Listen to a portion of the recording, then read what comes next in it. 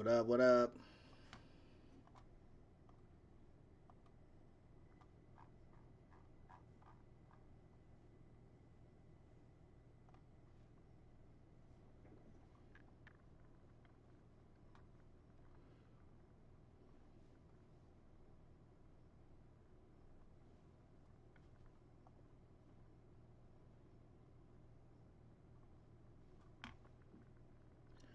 Trying to get all this stuff set up, so bear with me.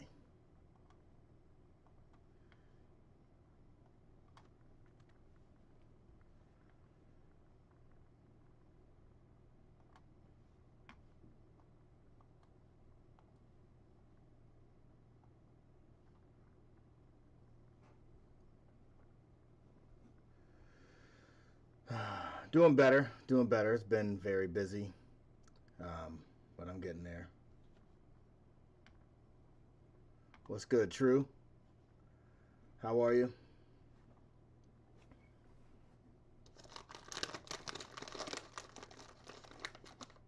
I haven't started yet. I got a long way to go. I'm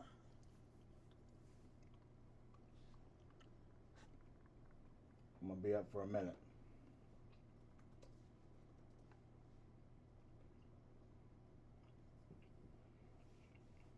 Hey, Courtney.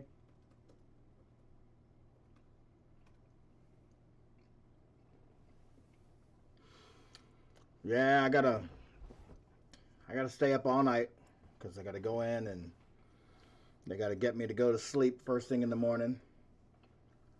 I only get a chance to go to sleep for an hour, and then they wake me up. So that sucks. What's up, Amir?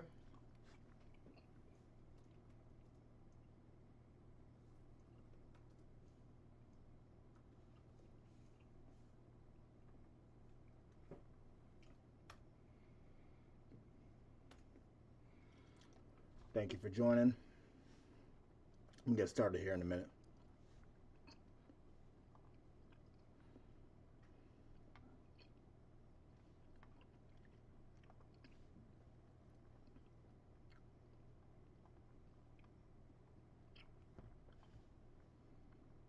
I got all kinds of snacks and junk. I got chips. I got Danishes. I got gummy bears. And I got water. And a Gatorade. All right.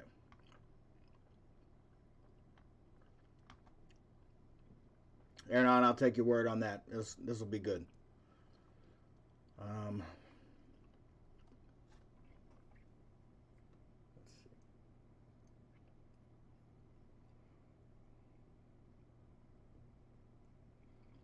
All right. So I'm doing this overnight stream because I around 1:30 would normally fall asleep, and I have to stay up all night for the doctor's appointment in the morning. So I can't sit in the living room and watch TV. Danny's this thing. Now I'm not gonna rag on that guy. He's a good kid. Elliot Taylor's good people, but I can't sit still without falling asleep late at night. I'm not gonna go in my room and try to watch movies. I'm not gonna sit on the couch and do admin stuff because I'll fall asleep on my couch. My couch is super comfortable. I have to stay awake, so the best way to stay awake is to have a project to do. So I'm going to take Eddie Kingston's theme, and as you can see, this is Studio One. As you can see, I haven't done anything except load Eddie's track, his original theme, into the DAW. So we'll start from the very beginning. I'll talk about the concept of 16-bit chaos, talk about the idea on the approach that I'd like to bring with this. And now I will say that when I was putting stuff together a little bit ago, my computer froze up on me and I had to reboot. So I'm hoping that that doesn't happen while we're doing this. It doesn't happen. It doesn't happen a lot, but it happens. So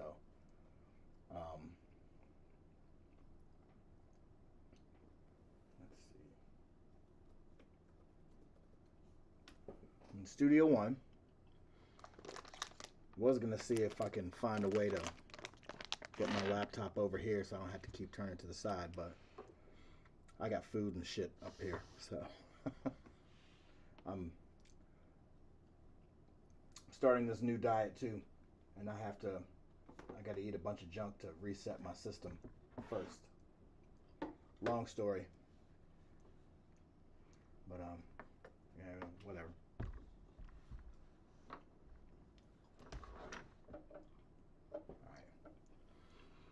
All right. No guitar playing involved tonight or anything like that. The last time I tried to do a stream live, I didn't really understand the whole deal with setting the levels properly. I blew some speakers out and blew some headphones out. Not mine, but some other people. They were like, there goes my headphones. So that was accidental. I'm still learning the whole live stream deal too, so. What's good, Pixel?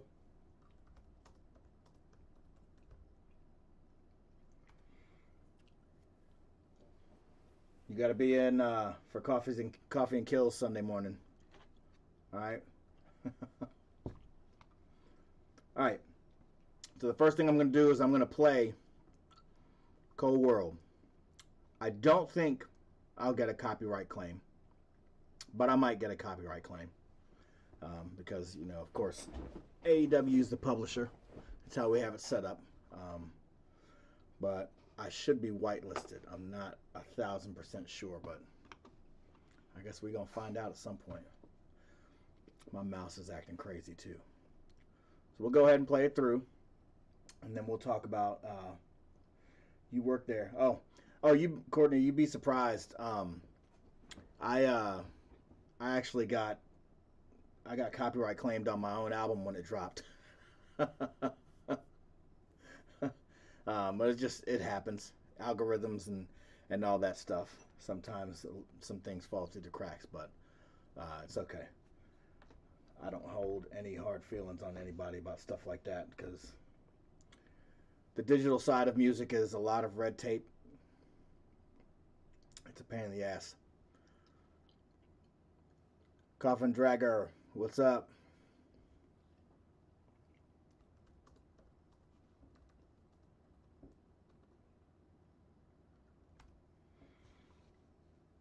I'm also streaming on Twitch too. What's good, Jacob the Broke? All right. So I'm going to go ahead and play Eddie Kingston's theme all the way through, and then we'll talk about the ideas that I have for it going into this next album. We'll talk about the concept of 16-bit album, and then we'll just start building it. And like I was saying, I tweeted out earlier, I haven't gone through anything. I haven't tried anything out. I haven't run through any ideas. I haven't had any time. So I'm going to build this from scratch right now after we play this, and we'll see how it turns out. So let me play this real quick. And I'm having to do audio from my mains here as opposed to desktop audio for whatever reason. It's not working correctly. So it works when I play YouTube stuff, but it doesn't work when I play back on the DAW. So we're just going to use the speakers for right now.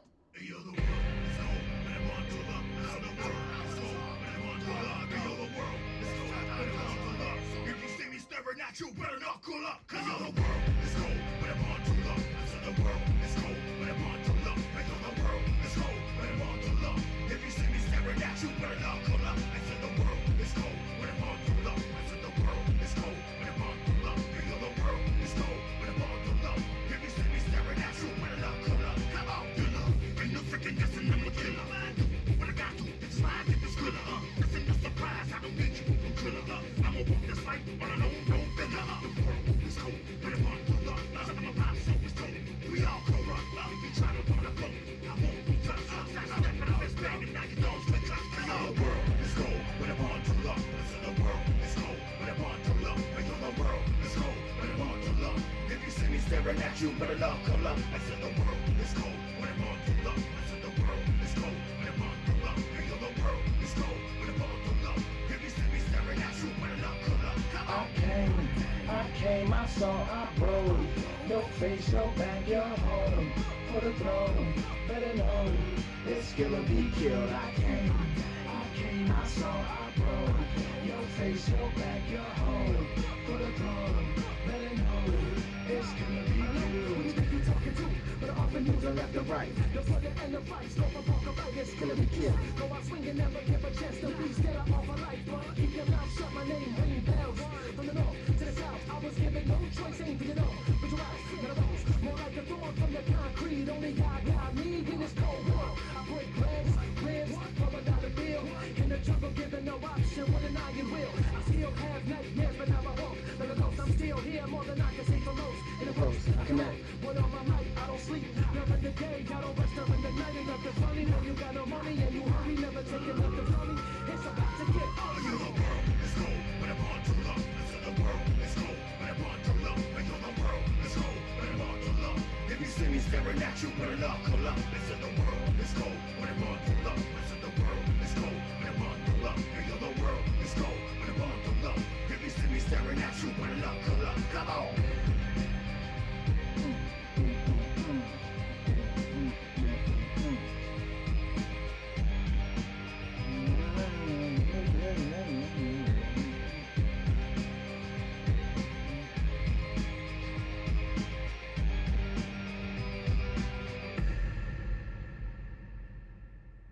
Right. Eddie Kingston's Cold World. So I remember when we actually had a conversation about this track. When he first debuted on cutting a promo. Is there a chance we can hear the Jordan Grace theme, Real Josh? Yeah, but I'll probably pull it up a little bit later. What I'd have to do is I'd have to cover up a few things and then go into the system and find it, because last time I did a stream I had some stuff listed, and Wrestling Media is nosy as fuck, and they tried to push it as news. So Justin, yeah, sounds like a good mix for Castlevania. That's exactly what I was gonna go for with this. So originally, when I had the conversation with Eddie about his track, we didn't go into it until after his initial match with Cody, and we exchanged some text messages back and forth, and basically he was looking for something along the lines of like a DMX, but a little bit something that was a little bit more universal, and I know a couple of DMX songs use the pipe organs very much kind of like Castlevania. So I wanted to kind of tie the two together. And I got a rapper by the name of Blas out of New York City to throw verses on there with me. Amazingly humble young man. He's done a few things with us. And he's one of those guys that at a moment's notice, if I give him a call and I say, hey, I got something, he's like, let's go to work. And I've got something in my inbox either that same day or the next day. So he gets it, and I appreciate him. And of course, the theme to the song, The World is Cold, Better Bundle Up, that was something that Eddie really specifically had on his mind in regards to putting this together. That's something that his dad told him his whole time coming up. So y'all have to excuse me. I fidget a lot, just ADHD type stuff. But yeah, this was something that his dad always told him when he was coming up. So I made sure that we made that the heart and soul of the song. And it just so happens that everything kind of fell in place. And when people hear the world, and you hear that first drop, that like the crowd goes crazy, and they know, because Eddie's one guy that everybody loves. So switching over to the 16-Bit Chaos album, I wanted to do something a little bit different than what we did with 8-Bit Mayhem. Hey, John Zilla, how are you? The world is cold. Better buckle up. Yeah, I've been told quite a few things where people think it's one thing and another. So that's pretty cool, Mike G. Yeah. So with the 8-Bit Mayhem album, I basically took 17 tracks, AEW themes, and just did a straight. John Zilla, thanks for the subscription, much appreciated. The original concept was just a straight chip tune bounce over, and I tried to keep things lighthearted. I tried to keep things within the 8-bit style, but it was just it was a direct conversion. Like, what would it sound like if it was an 8-bit theme? With 16-bit Chaos, I wanted to get a little bit creative with it. So you're not going to hear just straight up conversions into video game style music or chiptune music. This is going to be a concept album, and I don't know exactly when I'll have it done, but I am working on it. True, thank you for the subscription, much appreciated. So what we're going to do with 16-bit Chaos is, rather than just direct video game chiptune conversions or remixes, what I plan to do is imagine that song being in a particular game. So with Eddie Kingston's theme, it fits perfectly within the world of Castlevania. So as opposed to just being another video game tune, it's going to be a tune that's tailored to what would have been Castlevania. I've got some concepts and things like that with some of the others. I'm going to pull my notes open now, and I'll give you an idea. So if I'm looking at 16-bit Chaos. So imagine what Adam Cole's theme would sound like if it was written for Ryu and Street Fighter and Super Street Fighter 2. That's kind of the concept that I'm going on. Will Hobbs would be in the style of Balrog. Sean Dean could be a heel Guile. Lee Moriarty could be like a Dhalsim. Ethan Page would be like Sonic 2 on the casino level. And these are things that have written out. And then I want to do something even more than that, is kind of setting up like a battle between two of our stars, but it's their themes. So it's like you announce the one person, you announce the other person, it's like a fight. And when one has the upper hand on the other, their theme is playing, but then as the other one counteracts, their theme is playing, and then it kind of mixes together and mashes up as one theme, and then there's a winner at the end. So some of the mashups that I plan on doing is like FTR versus the Lucha Bros, Bunny versus Abaddon, Yuta and Claudio versus Chaos Project. So I plan on taking the concept of chiptune music and wrapping it in like a video game setting. So I don't know how it's going to turn out, but that's the beauty of just kind of going with ideas and experimenting, and that's kind of how we learn, Do you think a wrestler's match promo theme should start from a different spot than his entrance theme? Yeah, I mean, and for the most part they do. Sometimes they don't. Depends on how long the entrance is. We'll usually get the call on that, like a post-match win. Somebody in the playback truck will just kind of, they'll edge it up. It's not a real big change that has to happen. They just, they bounce it down without the entrance in it, and then they just play it post-match. So I think that makes sense, especially when you've got larger openings and then pauses and all this kind of stuff. It's good to just jump right back into it. So let's see. I'll take a couple of questions. I see some people are asking some questions, so we can take a few questions. I'm manning two different chats at the same time because for whatever reason it's not merging them here. So I've got the Twitch chat open and I've got the YouTube chat open. So let's see. What up, Fajita Phantom? Estilla, Estilo Latino says the beginning reminds me of the opening to Saint Seiya Hades Inferno. Um, I'm not exactly sure what that is, but I'll look it up. Good stuff. Let's see. Luchasaurus is Super Mario World dungeon theme. Actually, that's not a bad idea. I like that. I like that a lot. So, yeah, man. I mean, you're talking about that Blast, right? Blast is cool. I don't know what that is. Anyway, yeah, so I'm going to pull this up. If anybody's kind of taking notes or anything like that, I mean, you're more than welcome to. This is just my process. I've got Studio One open. We have Eddie Kingston's theme here. I haven't even set the tempo right yet. So the idea that I want to go with on his will be like Castlevania. So when I think of Castlevania, first things first, the tempo is going to be way faster.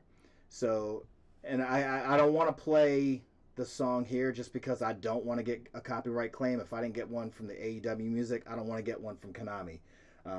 But the first one that comes to mind is the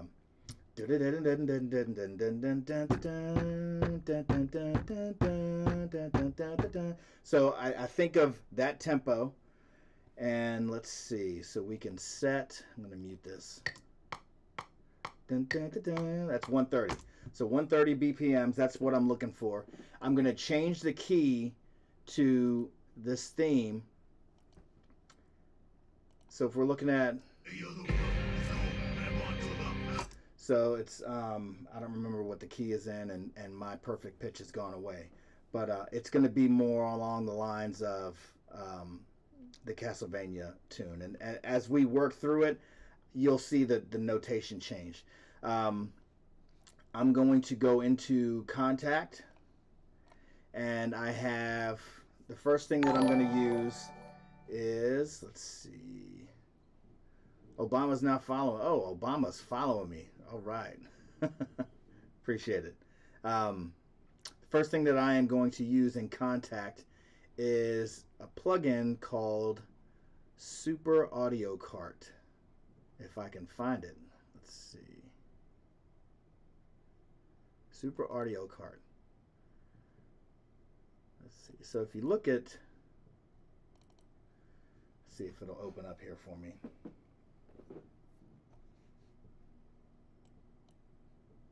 Sometimes it takes a minute. There we go. Super Audio Cart is basically a program that has all, I don't even know how to use all this stuff. It's got all the different sounds used for games from the Atari 2600, Nintendo, Super Nintendo, Game Boy, Commodore 64, Sega Genesis. I believe that's the Famicom. SMS. I don't remember what that is. So even though this is like a 16-bit, fortunately Contact actually isn't showing on stream for us. Okay, so let me see. Let me see if I can dock this. Or let me see if I can add another. I'm going to see if I can add another source.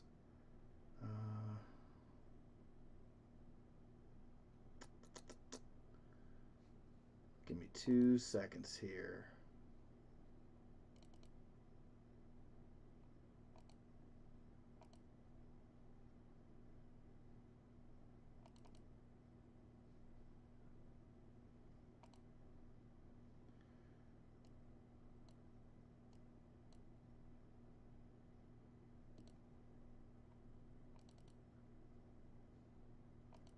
Okay, I see what's going on. So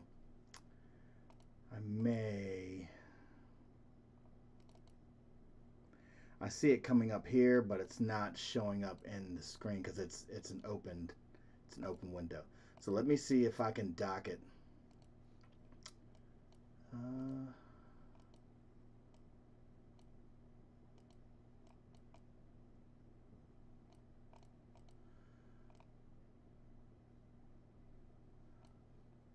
That's a pain in the ass.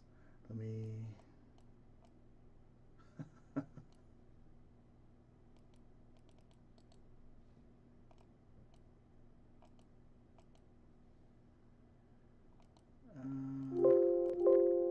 there should be a way to dock it.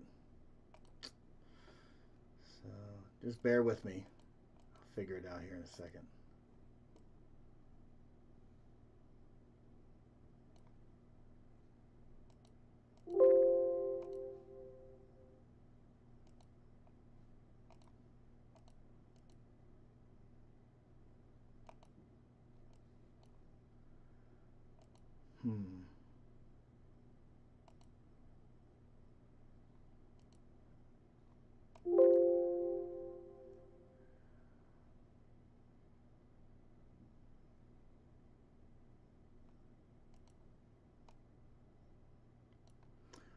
Well, that bums me out.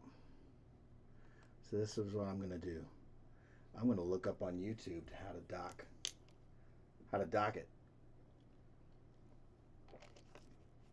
Because I got all night, and I want you guys to see this. So I'm going to pull it up on my phone. Hang on.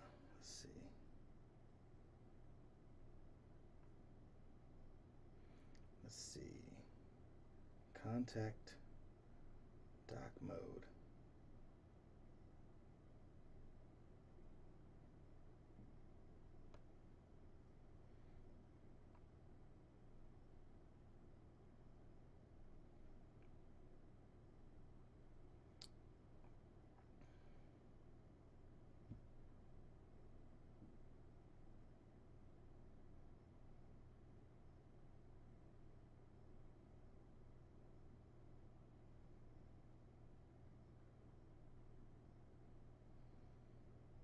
Showing multiple outputs and routing. I don't need that.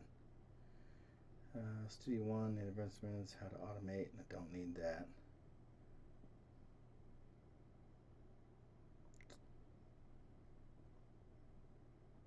Well, that sucks. We're gonna figure it out though.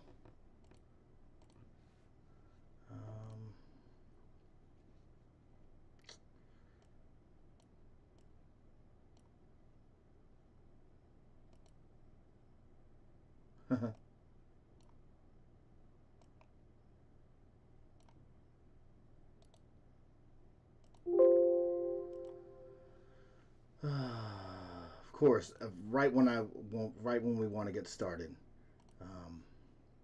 It's a learning process. Hang on, I'm gonna keep looking. Give me like 5 minutes here.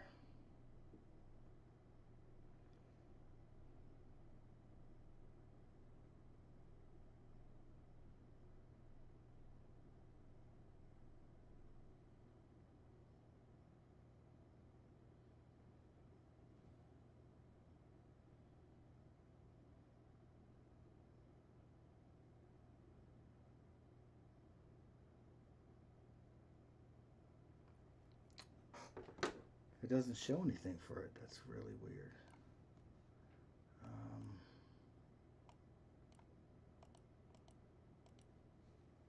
Oh, good. I ain't going anywhere for the next 3 hours. Yeah, well, I at least want to have some progress within that 3 hours. Let's see.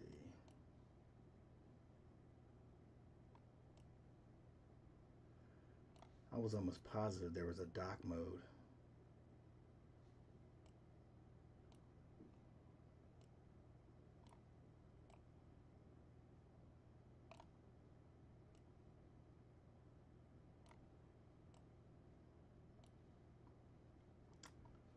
If I had my other monitor set up, I wonder if it would have captured it from there. Let's see. I'm going to try this again. Window capture.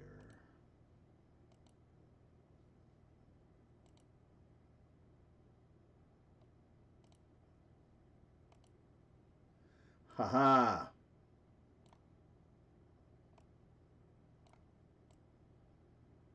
I do believe that I have figured it out.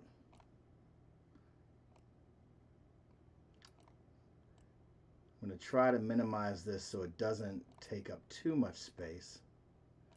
By the way, if you guys want to support the stream, I have this shirt here, the Ruckus shirt, Eat, Sleep, Bang, and Repeat. You can find that on belowthecollar.com. It's like a subsidiary of PWTs. I'll drop the link in real quick. I'd really appreciate it if you guys would help me out with that. I got a few others there too.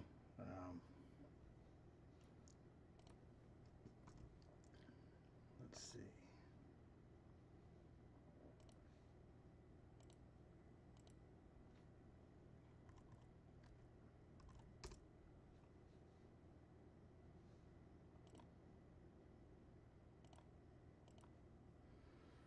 Still doing a few things here.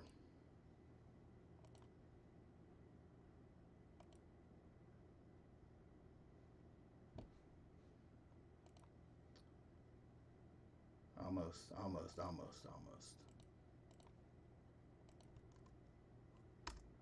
There's one there. I'm going to do one more.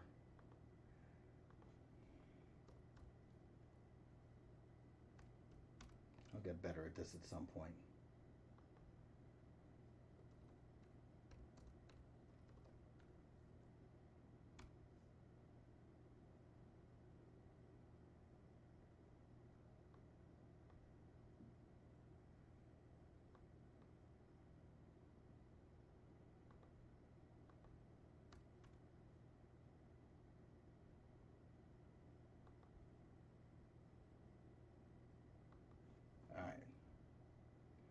Below the collar.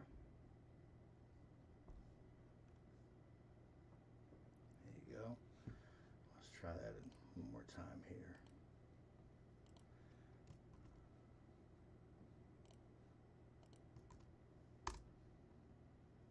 Yeah, man. If you guys want a shirt, that'd be great. There's a few of them there. I've got my insignia. I've got the Travis Bannister Signature Series. Kind of like a comic book style. Let's see. Okay, so we're in Contact, Super Audio Cart.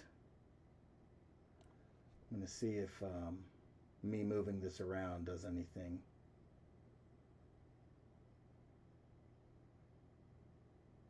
I don't want it to like disrupt it. Okay. So as you can see here, as I click on these boxes here, you've got Atari 2600. You've got Nintendo, you've got the Genesis, the Famicom, Super Nintendo, Sega Master System was what it was, Commodore 64, Game Boy. So these are all the sounds that were used within these game systems. Some of them are pretty basic.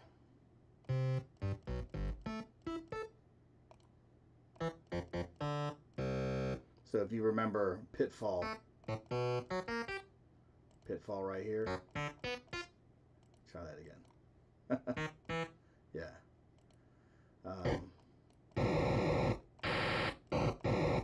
So what I like to do is I embellish a little bit. I cheat a little bit when it comes to making these themes, just because I want it to be I wanted to have a little bit of extra depth, as opposed to just being a linear, just a flat chiptune remake. So I'll layer. Sometimes I'll layer, and you can layer here. I typically don't layer within Contact. I'll usually just bounce out individual sounds. But on top of Super Audio Cart, I also use Serum. Serum is another one that I like to use.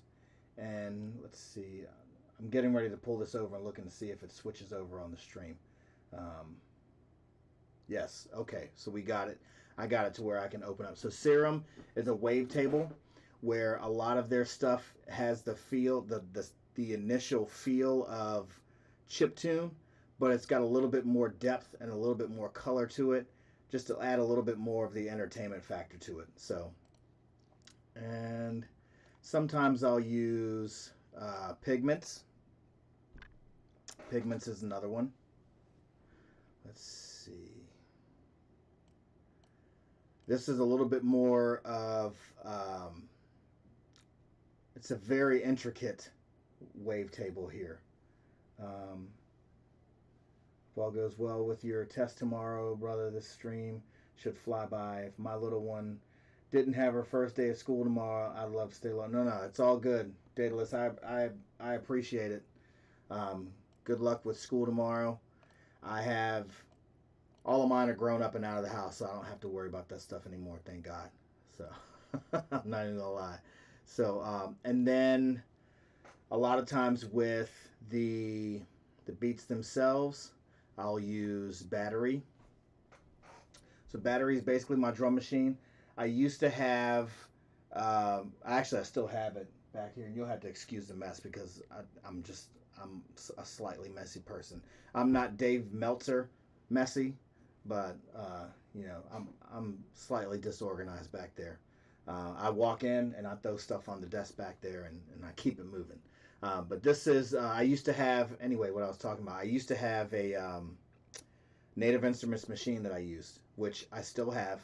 I used to do the beats and everything like that. And it just got to a point to where I got tired of putting things down in separate workstations and then bouncing them over when I can just do it all right here. So it's like, and I have an electronic drum kit sitting right here next to me too.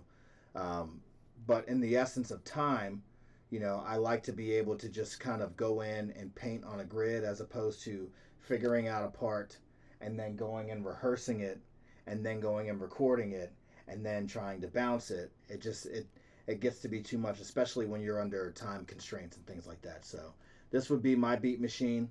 I have thousands and thousands and thousands of kits and drum samples and one shots and loops and things like that. I like to use also, and if you guys haven't used it yet, this is an amazing thing to have, which is Splice. And I don't think this is going to come up. You're probably not going to see this one. So let me try to do one more window capture. Let's see. Window capture. Another. Doesn't look like Splice is going to. Oh, there we go. All right, so Splice, and I'm only going to have this up for a minute. Splice is a website that houses different kits, different beats, different sound effects. You can actually go in and buy sample packs. You can buy different programs. I actually purchased pigments from Splice. And let's see. You can browse sounds. It's subscription based, so whatever your budget is, you can go in. The cool thing about this is, let's say for instance, you need a siren sound effect. Rather than going and spending, 50 or 60 bucks on a whole, on a whole folder of like maybe 40 or 50 or maybe a couple of hundred sirens, you can go in and cherry pick the ones that you want and download them. I have a tendency to do that sometimes with kicks and snares. So I have some, and I have some that I'm actually creating on my own, doing wavetable manipulation and stuff like that. But when I'm in a pinch, I can just go in here, type kick, and the first thing that comes up is 162,000 different kick drums. So you can choose your genre, you can choose the type of sound, you can audition them, and like you can see right now I have 1,048 credits, so one download is a credit. So if I wanted to download this kick right here, I would basically just hit the plus sign, it would download, and then I could drop it directly into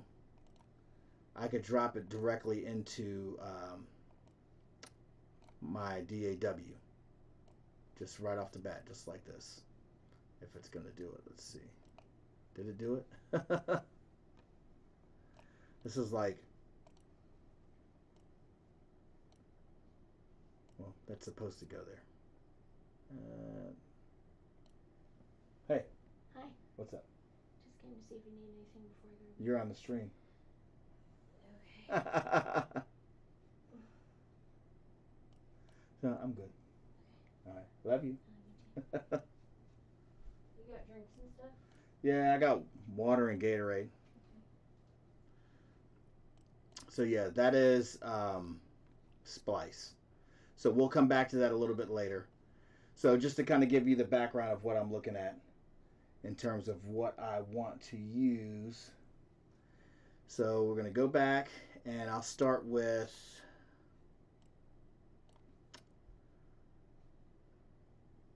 do I want to use something from here? All right, let's look at Super Nintendo. So, and I'll just go in and I'll audition. Those are the bases. Let me see if I can find. See if I can find those keyboards. All right, keys. Marimba. The pipe harp. Rhodes. Vibes of Wurlitzer. I want to get like an organ of some sort. Let's see. Organ. All right, church organ.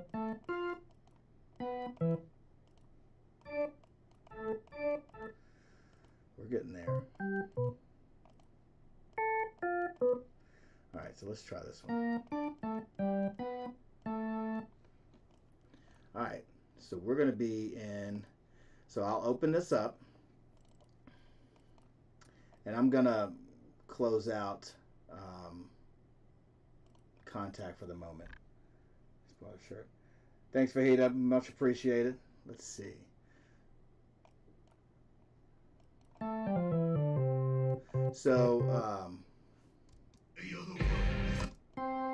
So Eddie Kingston's theme is in the key of C. And we're going to transpose up to the key of A.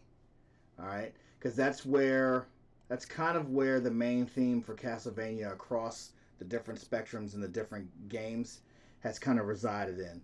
So you're going to see me paint this out. Just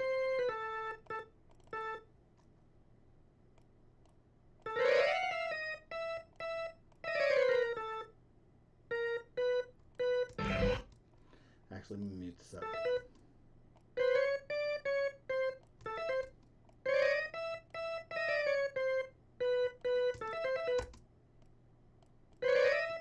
So as you can see, this is going to alternate.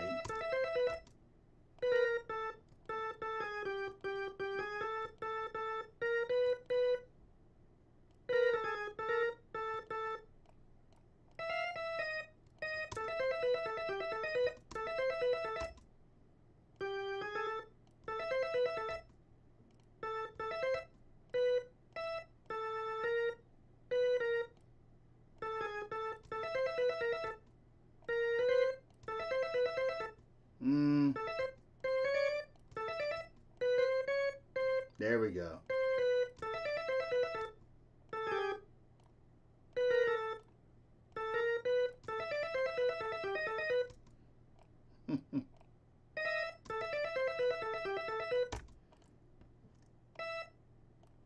Almost there. So we double it up.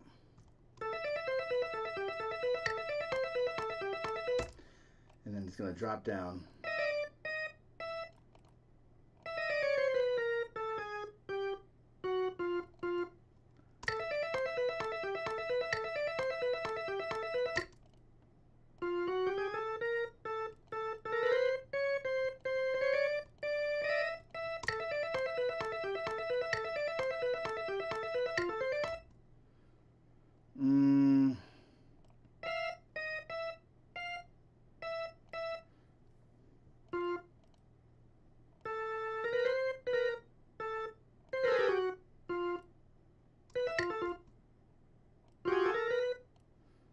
So this is where I have to go back. So mind you, it's been what, about 1.5 years since I made Eddie's theme, and we're making it at a way faster pace. So let me hold off on this for a second, and let's go back.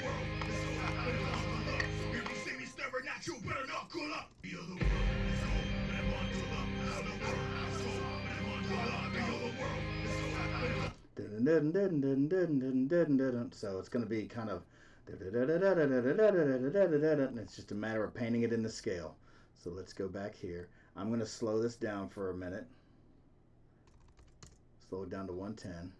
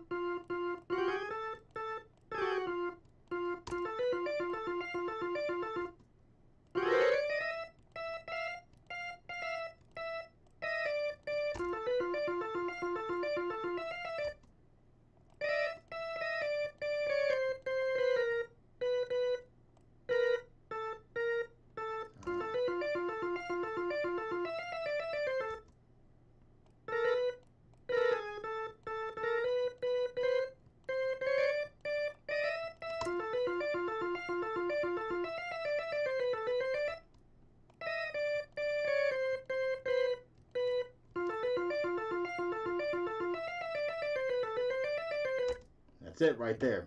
So let's speed it back up to 130. Start from the beginning.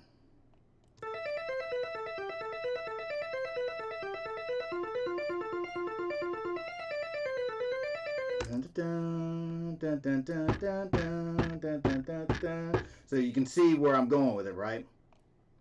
So it's going to have the double time as opposed to the boom boom that groove. We're going to go into the 16-bit realm of Castlevania, and with the double time. So we're going to go, but we're going to do it with Eddie Kingston. So.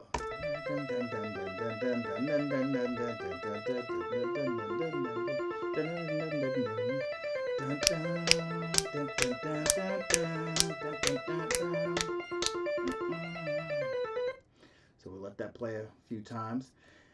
Now, and remember, the main theme, you're going to hear that playing also on top of this. So it's just a matter of mapping it out, right? So we'll hold that there.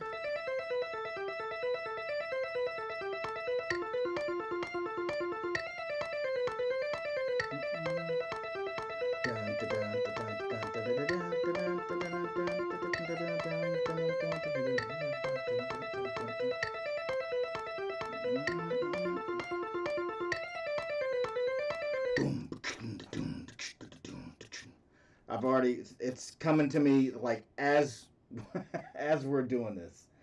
How did I get into making music with theme song stuff? Always something I wanted. Yeah, I always wanted to make theme music. When I was a teenager, just starting out with music, I always liked the fact that Jim Johnston had the ability and the opportunity to experiment and work in different genres. And I had done, when I started doing music professionally, just before that, I was doing a lot of independent hip hop stuff, and I always found myself incorporating different styles within the hip hop realm. And people locally, they kind of got it, but they didn't kind of get it. And it was it was just before Linkin Park had broke when I was actually experimenting with that stuff. And a lot of that eclectic style for me was inspired by Run DMC and Aerosmith, and then Anthrax and Public Enemy, those types of things. But then I wanted to incorporate bigger things like film scores type stuff. But my experience wasn't at the level to incorporate all those things. I just kind of had the general idea. So when it came time to supplement my income, I just started making theme music. I started at MMA making theme music for mixed martial arts fighters. did that for 5 or 6 years, and then transitioned over to pro wrestling, and kind of here we are. So anyway, let me see. Sorry, I'm going to jump on this real quick. We can do a baseline, and just for the sake of it, I'm going to do the baseline in Serum. Let's see. Serum has really cool mono sounds and polysynths and stuff like that. A lot of stuff to choose from. And the cool thing about these, like these wavetables, is you can go in and manipulate them in literally millions of different ways. So you can use the same sound and you can use it 1,000 different ways and it'll never sound the same whenever you use it. So that's the cool thing about wavetables and synth engines and stuff like that. It's just, I still consider myself a novice at it. But some of these guys that do dubstep and electro and house music and EDM, like there is a whole nother level to frequency manipulation that I'm not even close to being at yet. So, but yeah, I love having stuff like this and being able to experiment on the fly. So let's see. I'm gonna.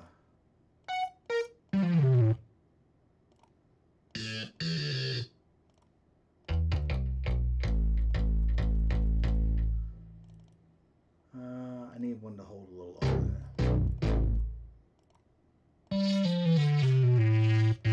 Like, I don't even have, I have a MIDI controller back here. I don't even have that up here right now. Just because I ended up with so much crap on my desk at one time. I was like, you know what? I'm just going to point and click. So, it's whatever. It's a little too extra.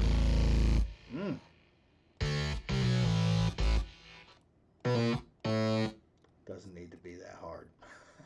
That's just, I'm not going to say it.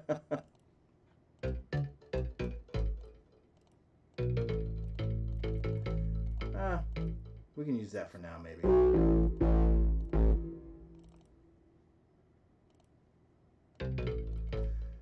I won't bounce it down until after I have a chance to kind of really audition some.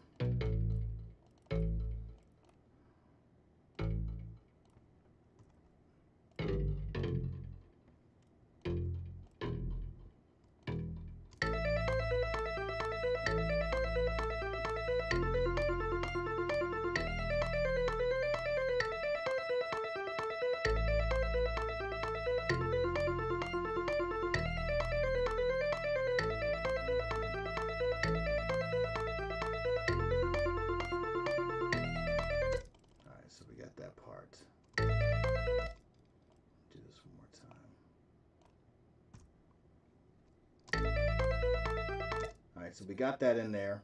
I'm going to do, and just for the sake of everybody being able to see, I'm going to do another instance of Contact. I'm going to come back to Super Audio Cart. That's Studio Drummer, sorry.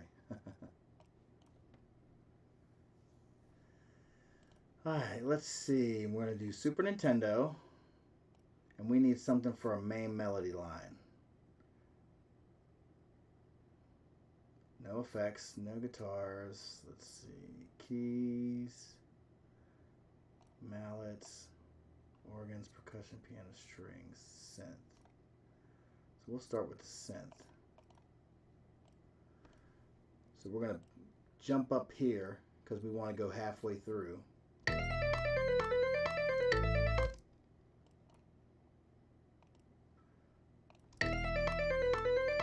So we're going to start on the 4.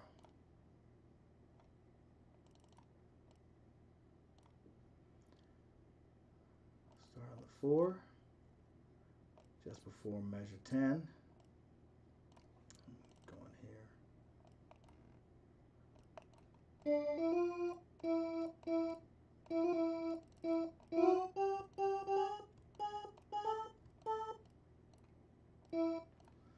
I don't like that sound, so let's see.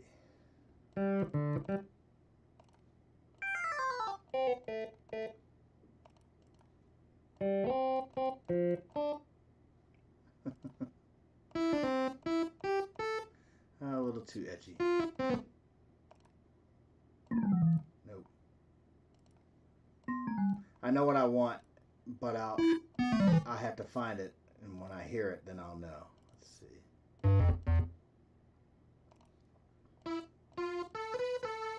We'll go with that for now.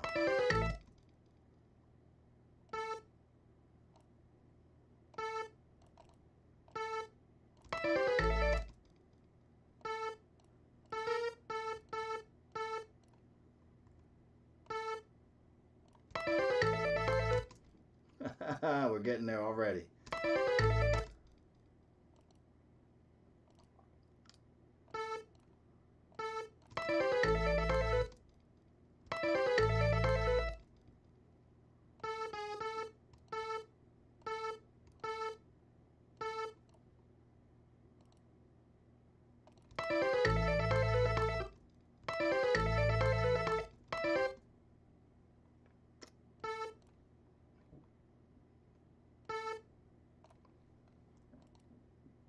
I'm at 132 on the grid. Let's see.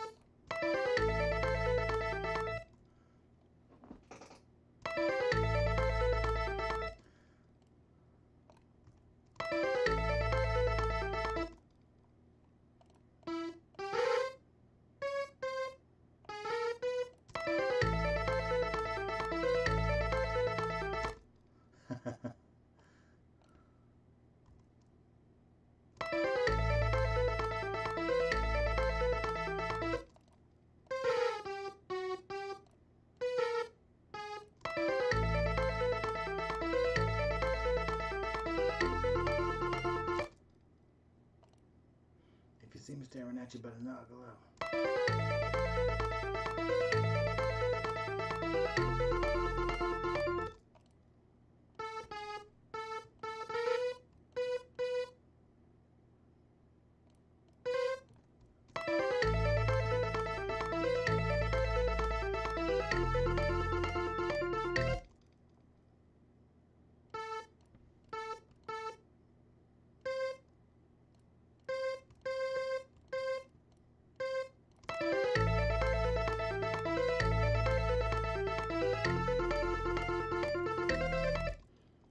Dun, dun, dun, dun, dun, dun, dun.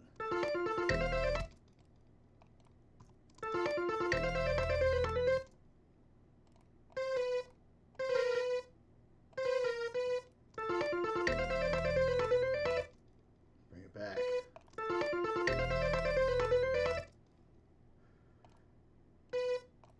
Here we go, right there. Now we're going to harmonize it.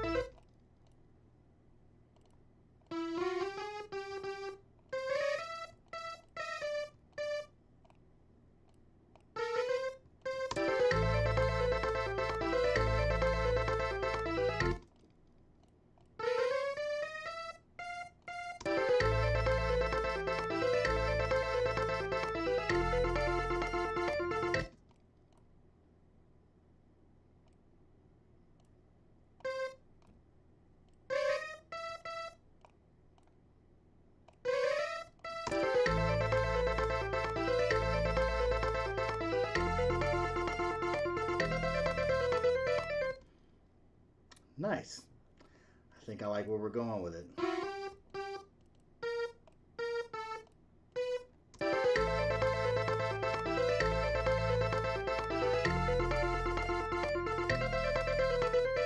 I dig it.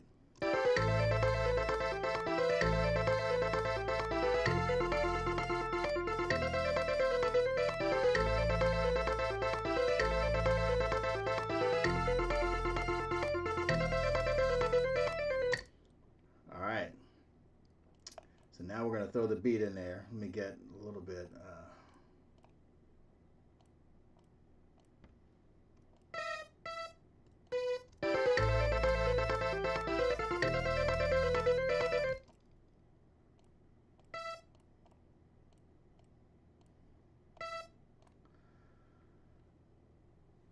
So remember, we started at the beginning. Now, mind you, this is only three. This is only three tracks, like three sounds. So we've got the actual organ, the bass, and then we've got the melody. So now that's going to ring out in the beginning. The beat is going to kick in right here when the main melody hits. So let me do this. And just for the sake of the exercise, normally I don't do this. I don't usually pull 1,000 different instances of contact out. I usually just kind of pull one and then I route it, but just for the sake of the exercise, let's see. There's drum kits in here too. So, Super Audio Cart. I don't remember how much this plugin costs, but you should be able to check it out and look it up. I believe it's in Native Instruments. So let's see, nativeinstruments.com. So we'll go back to Super Nintendo. Let's look for a drum kit. Drum kit, banger. I guess we need to get the banger drum kit, right?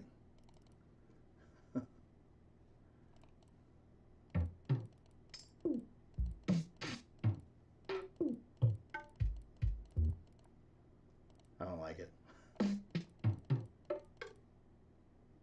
Breakbeat. Sounds close to being the same. Dubstep. I didn't even know that dubstep was a thing back during Super Nintendo days. Let's see. Yeah, I have a monster for a computer. I had it custom built. I feel like climbing the stairs. Yeah, I had somebody build this for me. When I made my transition out of retail and I joined AEW, I went to a friend of mine by the name of Chris Hummel, and he actually, I said, this is what I'm doing. I need to know what I need. Make me a list. So he made me a list of everything that I needed to build this supercomputer. And I ordered it, and he put it together in like a day. And it is a monster. It's a monster. And it takes up all the bandwidth in the house. So when the kids were living here, I would get all these complaints about the Wi-Fi being all crappy and everything, which, tough shit.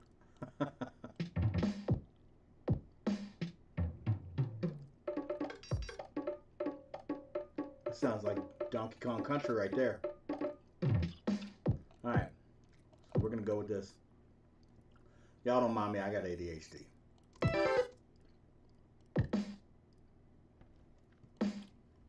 back here. 116.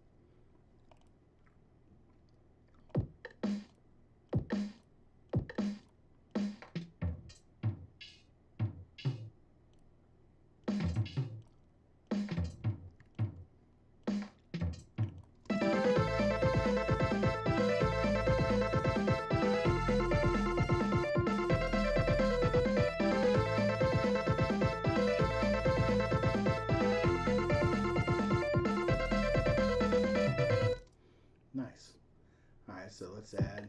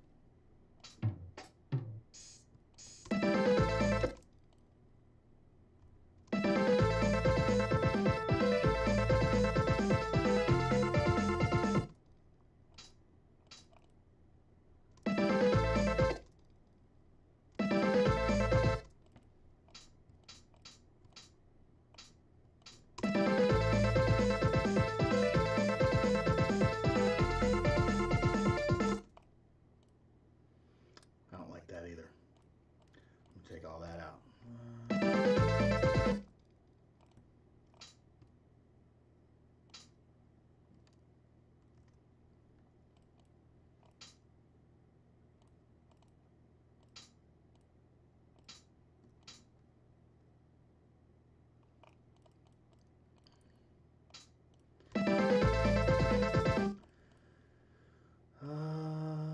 Let's see.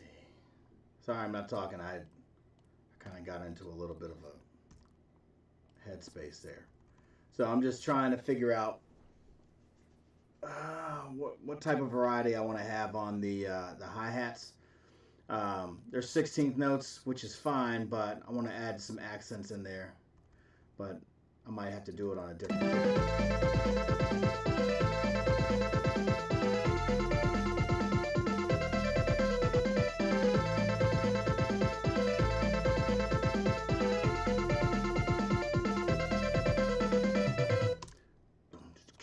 And then the actual beat is going to cut into half right here. For like, that would be like the verse. Let's see.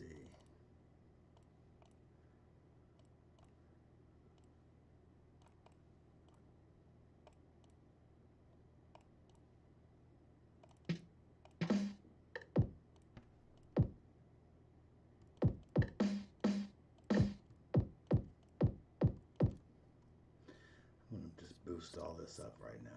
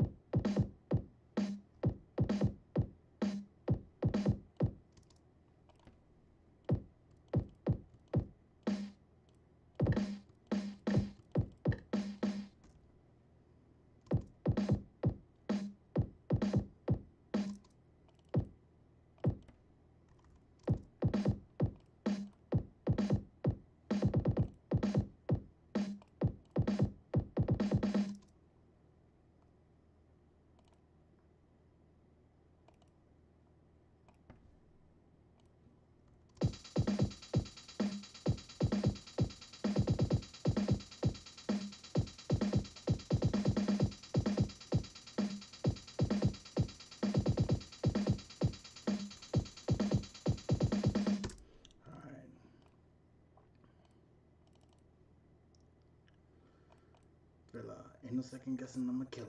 I won't be able to rap that one that fast.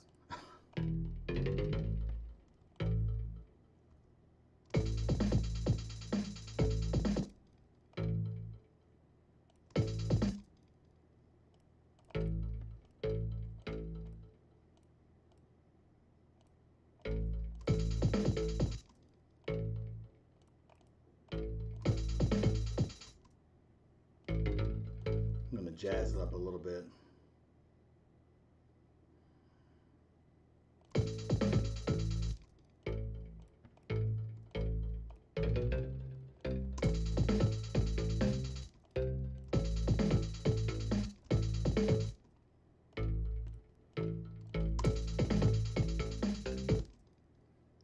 that.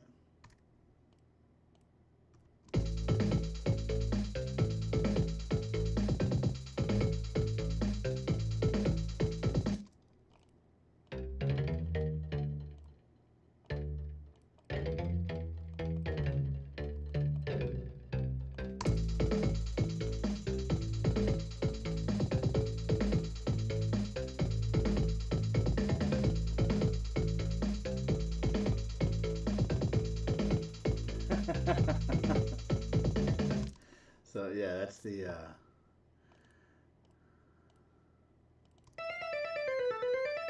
Alright, so we're gonna hold off on that for the verse. That's gonna drop out.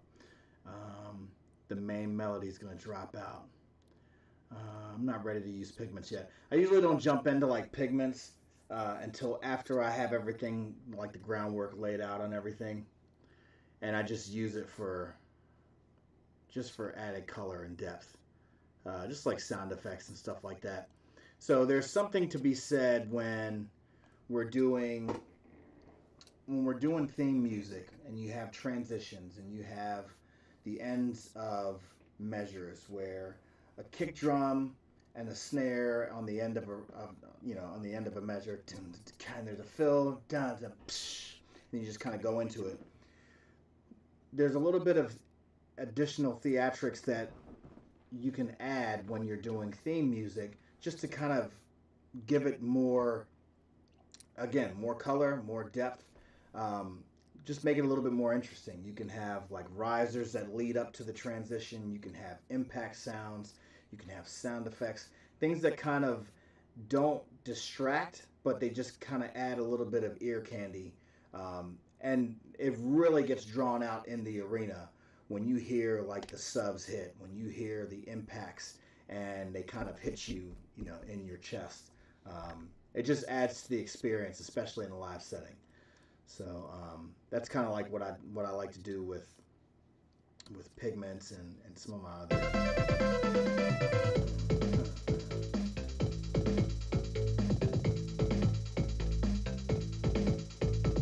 All right, so for this, I'm going to go to the Genesis. We're going to cross pollinate. Let's see, bass, brass, drum kits, FX, guitars. Don't need guitars. Let's see what this.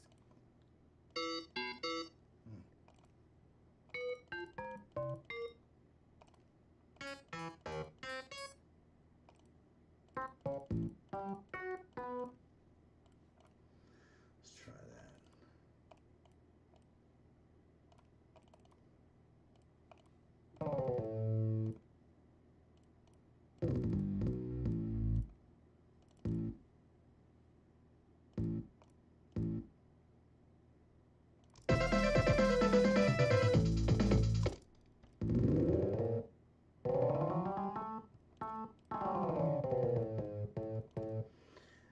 One thing I did with that part, the verse in his song, is I just had the, it might have been in Serum.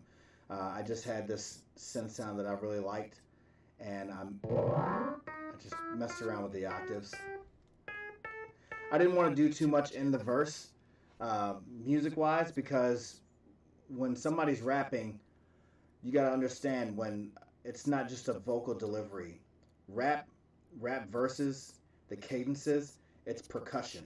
So when you have hit points that are coming out within your percussion, if you have too many things going on in the background during that delivery, it all becomes, it's just too much to kind of pick up on. So the good thing to do is always kind of pull back on the musicality just a little bit and kind of undergird it and let the vocal kind of push through. So I kind of fooled around with this little octave thing, and I could probably find the actual sound in Serum, and we'll add it towards the end.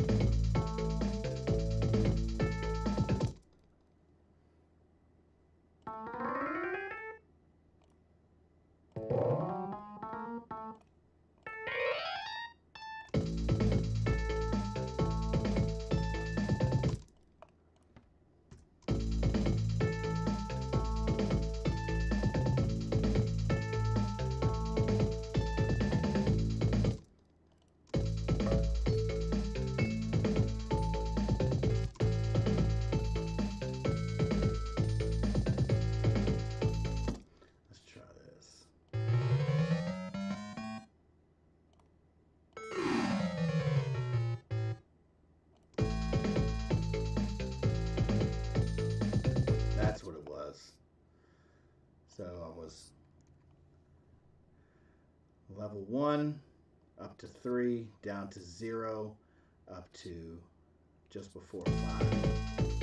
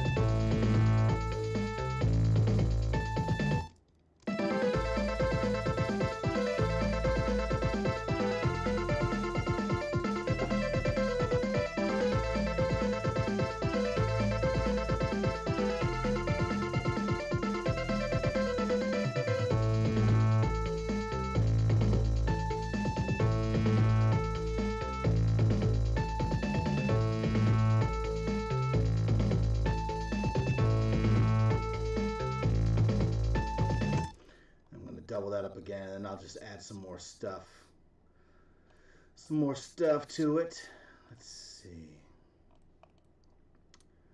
You know, the cool thing about doing this stuff is that there's no time constraints. So like for TV, the intro has to be no greater than maybe 7 seconds. That's kind of our sweet spot for our presentation.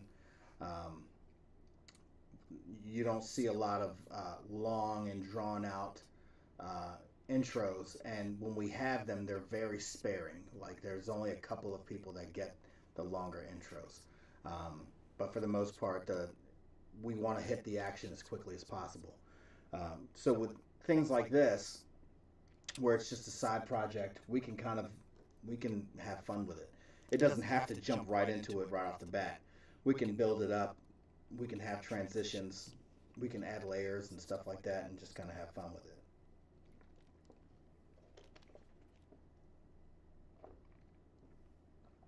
All right, let's see. What do I want to do? Oh, okay. I got to double this up. Sorry. My brain went blank. Let's see. Go over here.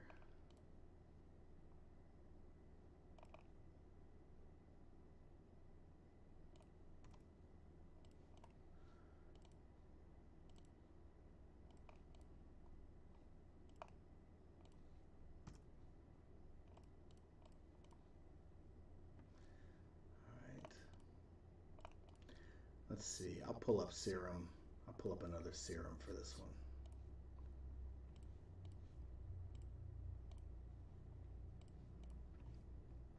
It's about halfway through. Just add something else. Turn this down just a tad.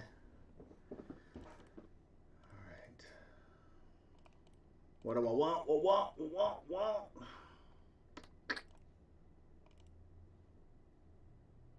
Lead.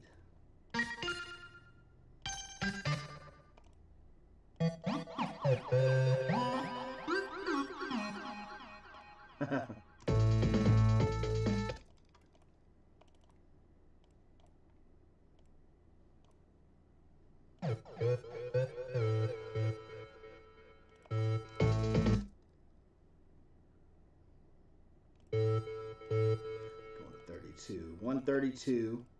So we can cut it back a little bit.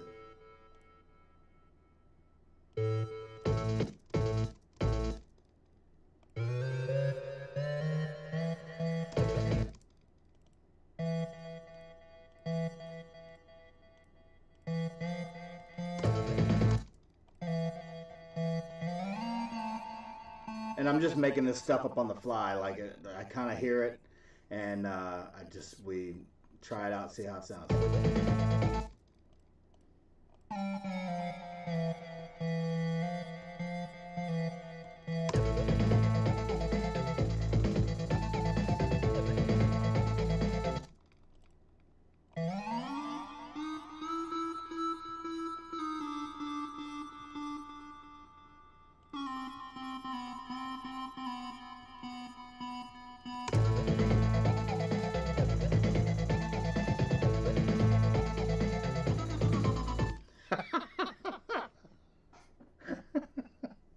I like it.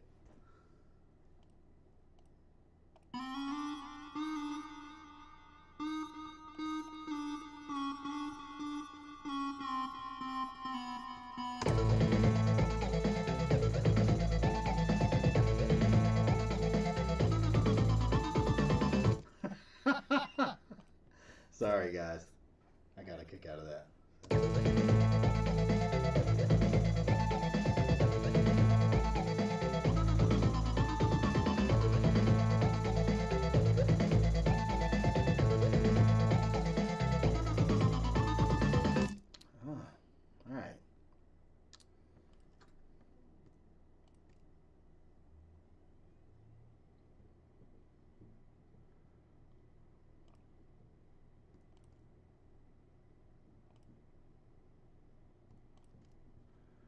Alright, so we're going to bring it back. Bring it back.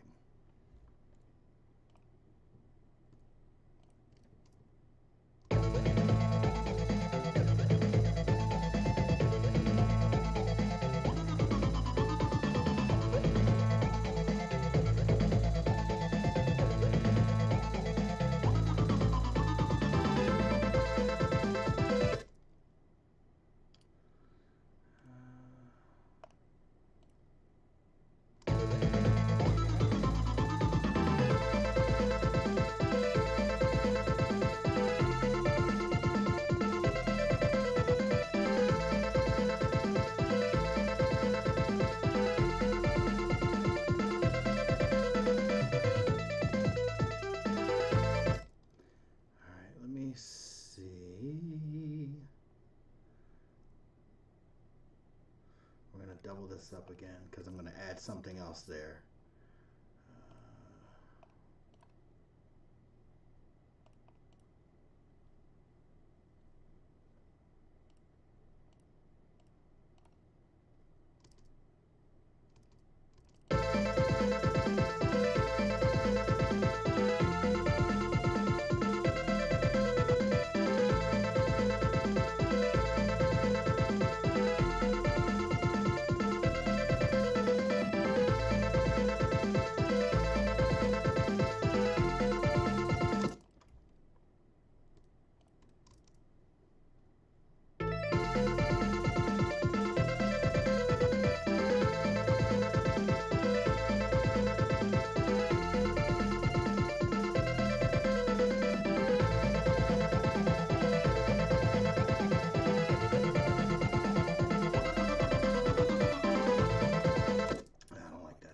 We'll figure out something else for that.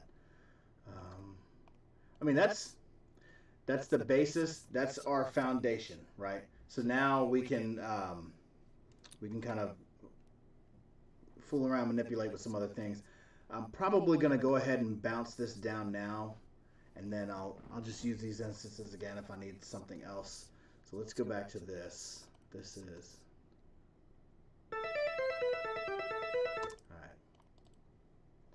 So I just bounce it down to a wave. That way I can go ahead and mix it. If it wasn't 16-bit show, I could see GTA Vice City. Yeah, probably. Let's see.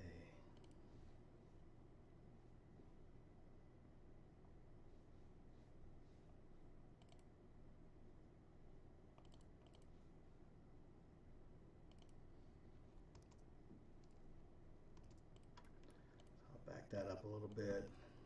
Normalize this. Alright.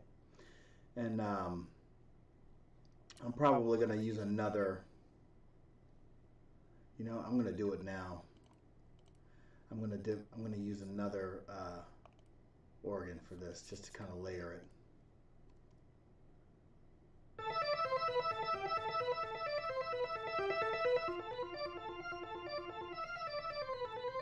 See, layering, I can't stress enough how proper layering of different synthesizers fill out your sound. You don't have, there's no rule that says you have to only use one keyboard or one synthesizer sound per thing. You can layer it and structure it in a way where it hits the full frequency spectrum as opposed to just one thing. That's especially important for like the thematic parts, the actual melodies. I'm sorry, but you can do it for everything, just to make sure you get a completely tailored sound. Subscriber. Yeah, that scared the shit out of me. I forgot that was up there. Good God Almighty. Where am I at with that? Anakin's resubscribed. Thank you, Anakin's. Thank you for that. Scared me half to death, but it's all good. I very much appreciate it. Let's see.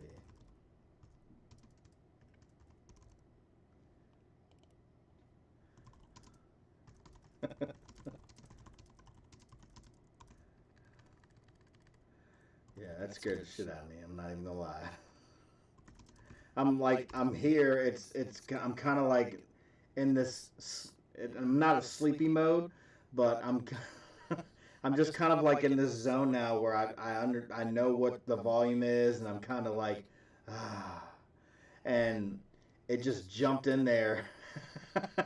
I forgot that I had that set up on Twitch, so that was a nice little wake your ass up. Thanks, Anakin's. All right, I'm gonna bounce this down.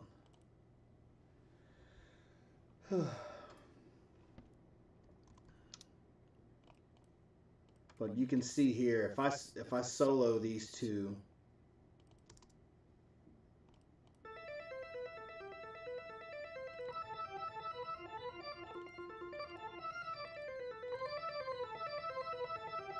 you can hear how they complement each other. So that's really super cool. And it's just it's a cool way to get experimental and just create. You can, within the spectrum of synthesizers, you end up creating your own sound that no one can recreate, because no one will ever know the layers that you applied to get that authentic sound. There's some that can kind of pick it out and that have gotten pretty good at it. I've seen some blogs and some YouTube videos, but they'll never get it exactly the way you would do it. And I can tell you that I've layered things before and not kept track of what I was layering. I didn't take notes. So if I would have to go back and recreate them, I probably wouldn't even remember. So it's just a cool thing to have, like a special recipe that makes it one of a kind. Let's see, this is a bass line. I'm probably going to double up the bass line too, just to kind of give it a little bit more meat on the bone.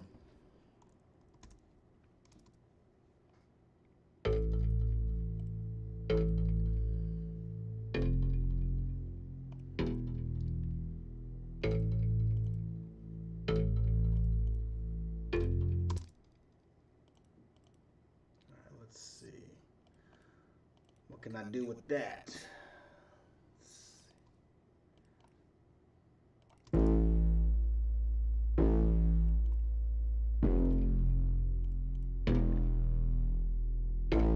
See, I like that. The first one has, it has a slight edge in the treble, so it gives you the appearance of almost like a slapback.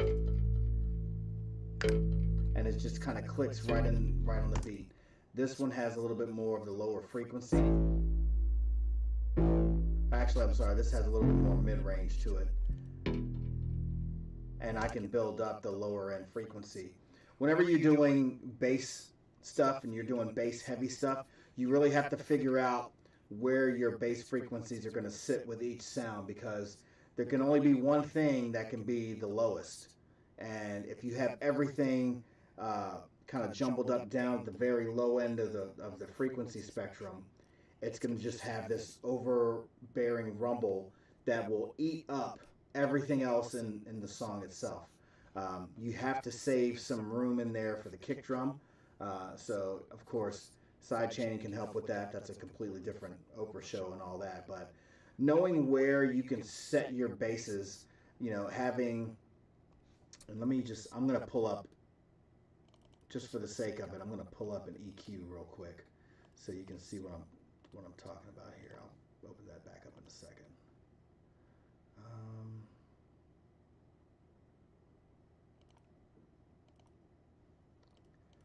I know you can't see that. I'm going to have to do another window capture for this.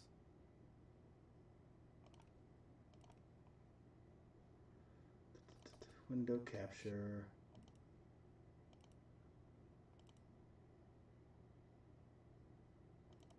All right, fab filter, EQ, right?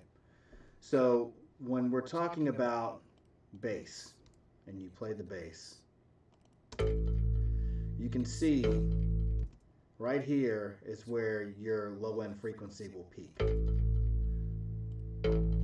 But that's pretty much going to be the same place that your kick drum will hit.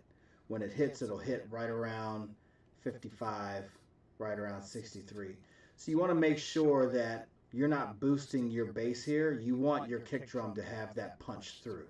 So you can actually take one and kind of bring it over. Now, if you look here, there's really not a whole lot of low end, like sub information here, but you can do certain things to kind of help fill that out. And then let's say, for instance, I'm going to bounce down this bass really quick. Sorry.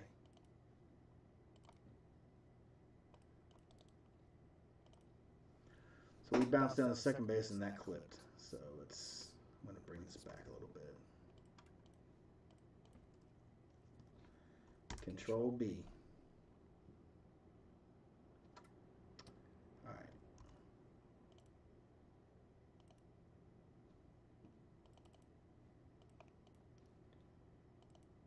So again, fab filter. Now if you look at this bass, again, right here, right? But you see where the mid-range peaks with this. So you can fill in on this. I would duck this down because this is where your kick drum's going to live. And then the other bass will live here. So your low-end frequencies, the rumbles and things like that will take place here. You don't necessarily have to have... Now, it does have some high-end information here, like upper mids. But I try not to get too crazy with it. You try to shelf it off a little bit and just kind of eliminate some of that information because it's a bass, right? So this doesn't really have much of anything, so...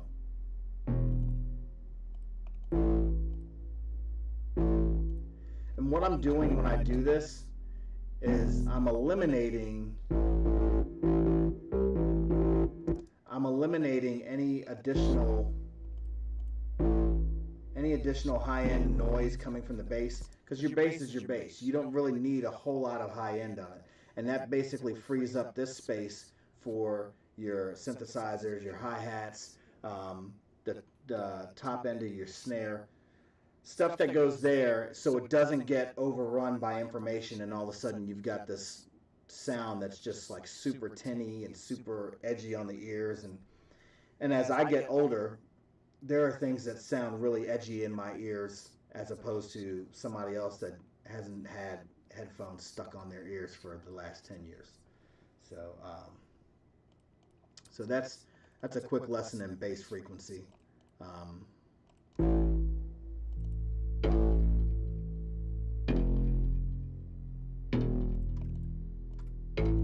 this back just a tad. All right. What do we got here? This is the main melody. The world's cold, better bundle up. I'm going to bounce that down. And I'm going to do the same thing, you know what I mean? Because I want these sounds to, even though it sounds like chiptune or 16-bit, I want it to have a little bit more depth, and I want it to have a little more color and a little bit more meat on the bone. It's all for entertainment purposes. It's not like I'm producing for a Super Nintendo Konami throwback. You know, we're still a level of production that I'd like to keep. So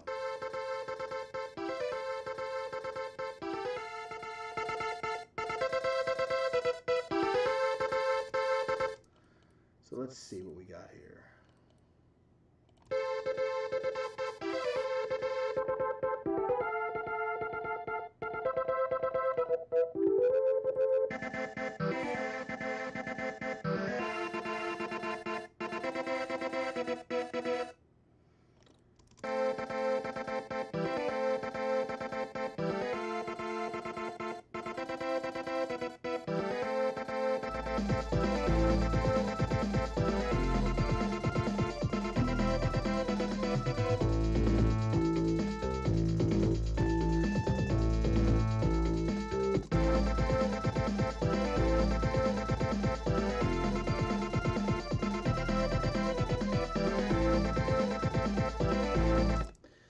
In this instance, I would need to bring these up an octave.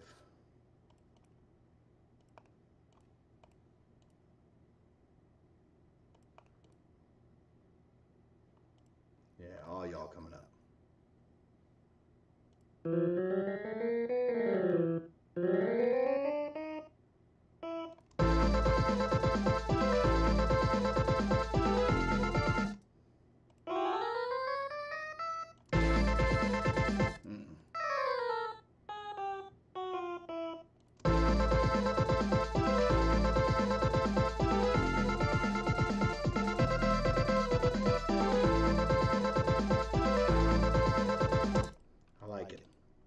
That's gonna go there. How you guys doing? What up? I'm eating junk food at the same time, so.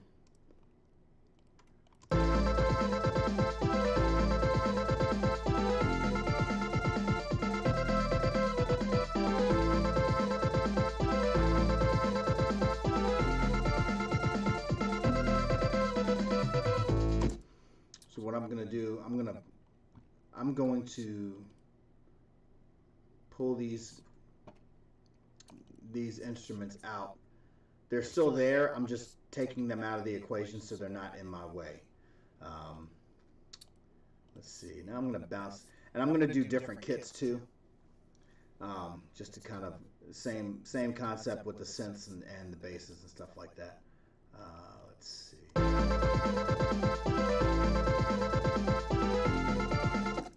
And when you're auditioning sounds and you're placing them in your track, it's always good to listen to them in context as opposed to in solo mode, because you have to hear how those frequencies mesh with everything else that you've got going on in the song. And you don't want to start mixing, and you don't want to start like EQing a bunch of stuff unless it's something that's completely out of place and that you need to fix right then.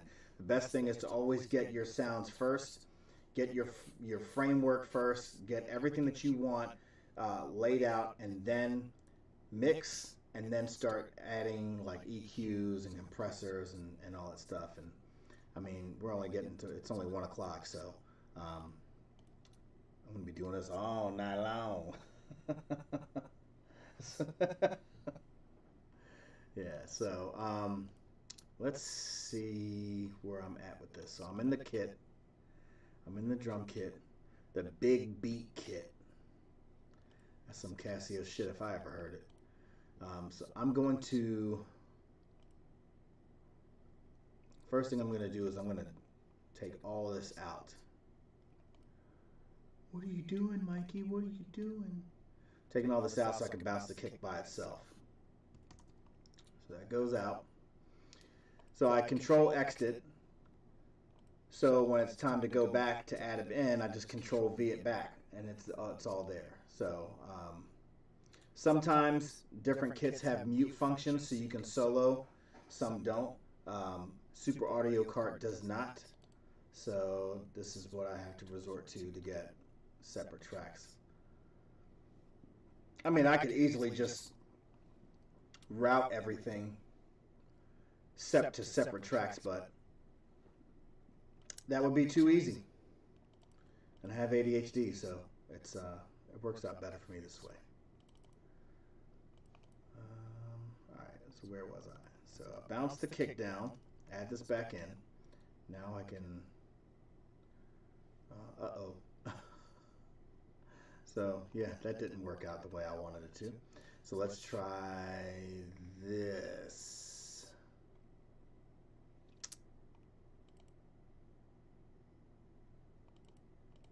Undo, undo, undo, undo, undo. Okay. Okay, so I didn't lose that much.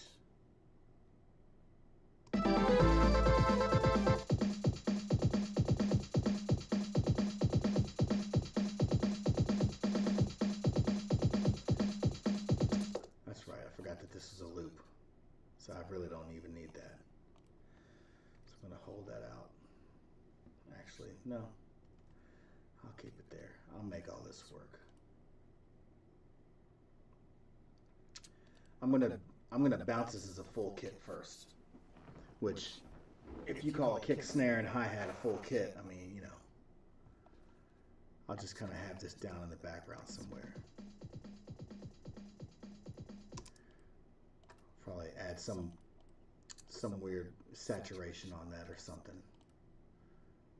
Let's see. I could bounce all this together. Let's see. No, I just did that. Sorry, thinking about what I want to do here.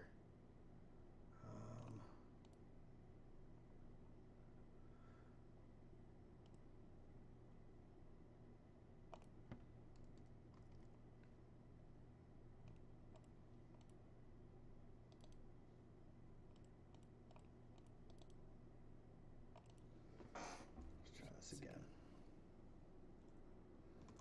There's the kick. So here's a kit. Here's a kick.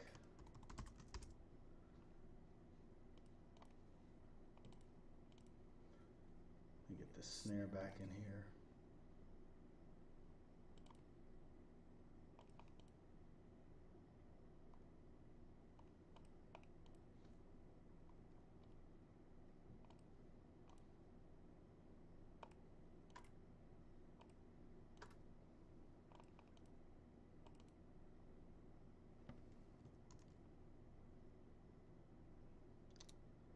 It's really weird that it only takes that.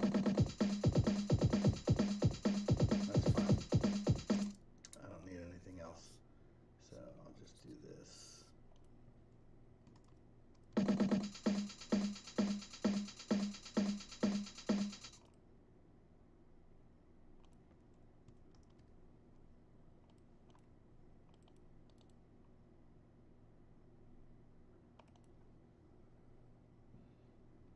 That was just a loop anyway, so I can actually just clip this back over here. It's not going to be a big deal. That's the snare and a couple of tom hits, and then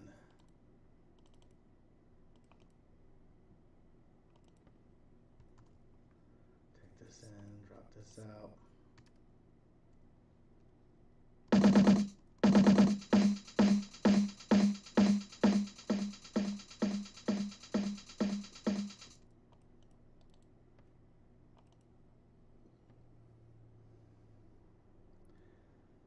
That's your hi-hat.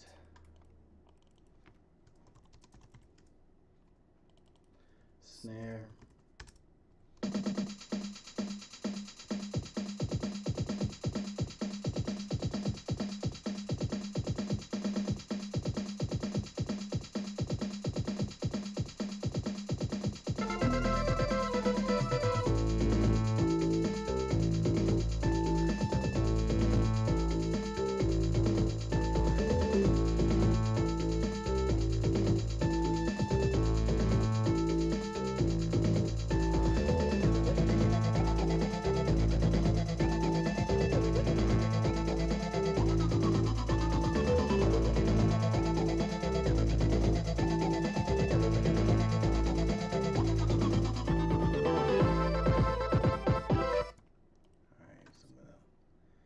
This out. Going to hold off on this.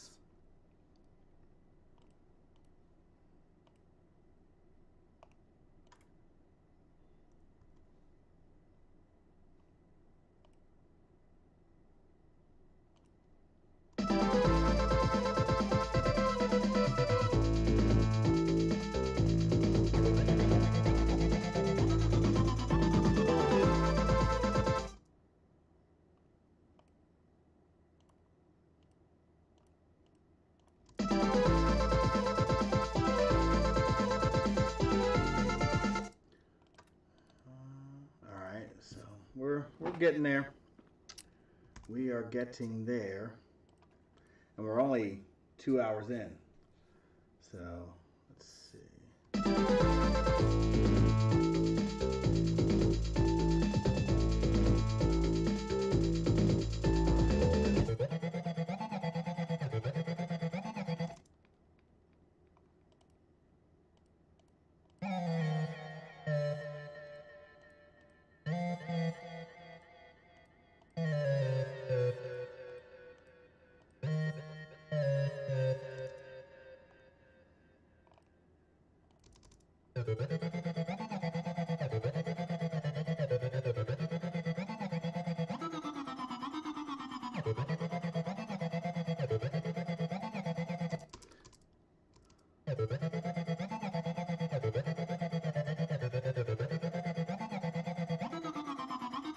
That's kind of like a little variation of Anna Jay's theme, but we won't tell anybody.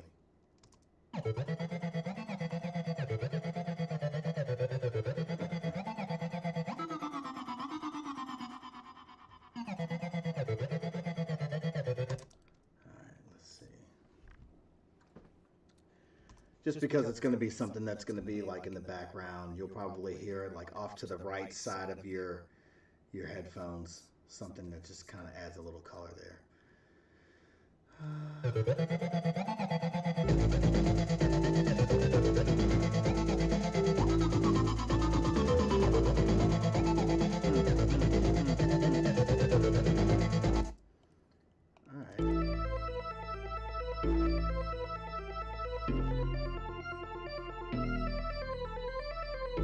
Alright, so we need to add some mid-range stuff.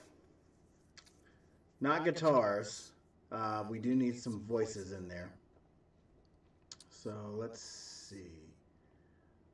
I'll Pull contact back up.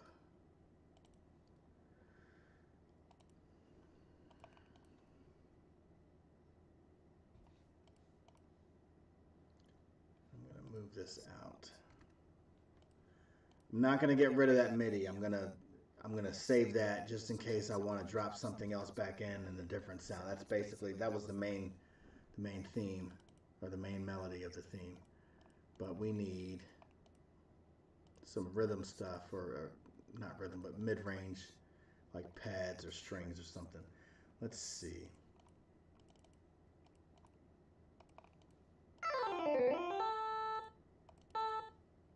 This is not what I'm going to use. I'm just setting the chords here.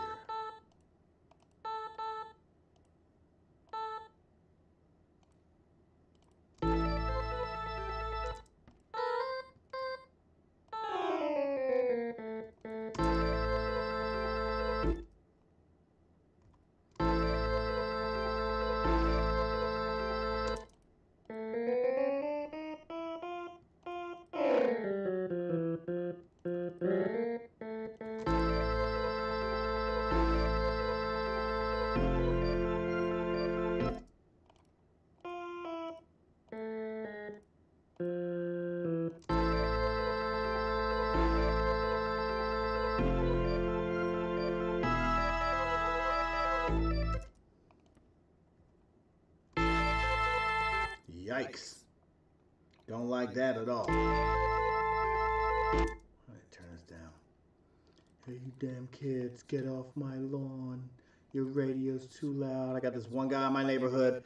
I have such a quiet neighborhood. I've got one kid that rolls through this neighborhood at 11:30 at night, and his bass and his little hoopty-ass ride rattles my windows in my entire house. And I have that moment where I'm just like, these damn kids and their rap music. So, oh, Jesus. Anyway, let's try this again.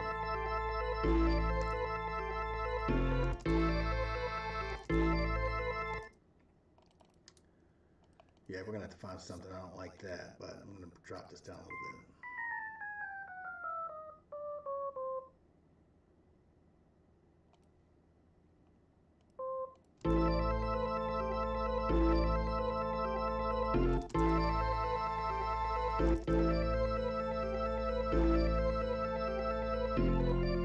It's a bamboo flute.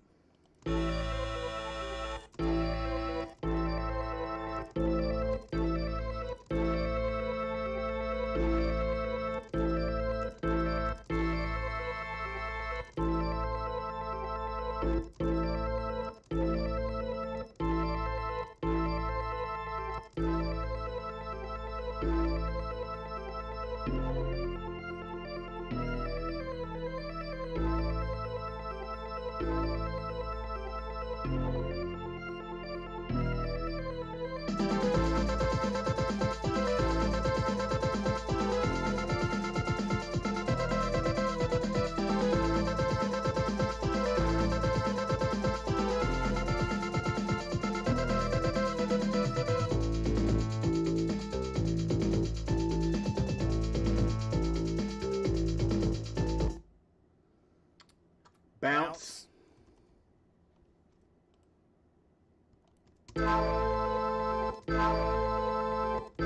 What the hell happened there? Not what I want there. Guess it's not what I thought it was. Oh. Let's see. Genesis.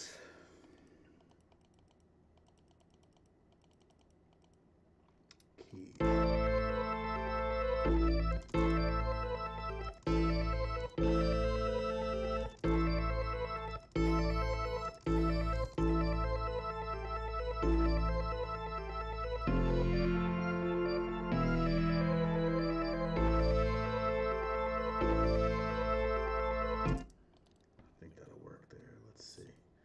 I think that'll work. Starts off what Castlevania, then becomes Streets of yeah. All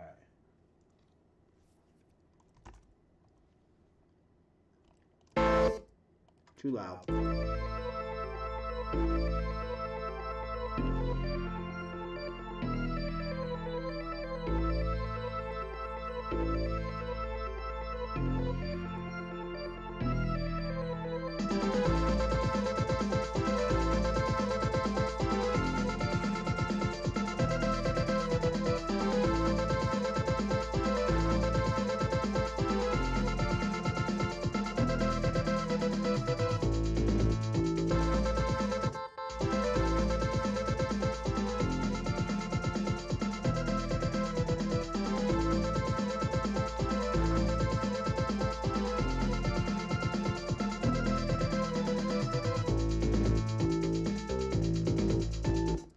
Something here.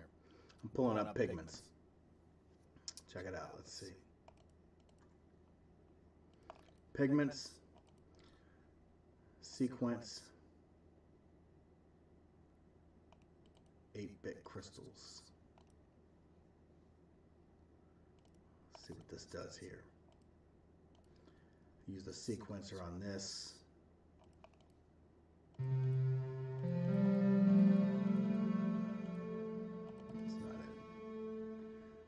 I could see us using that sound though. That's not going to be the one I use right now though. Not going to be the one I use right now, but let's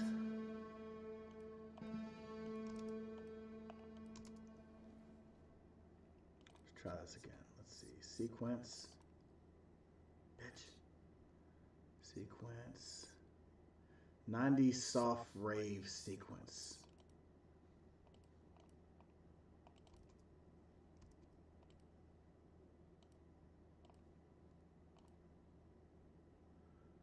Up here.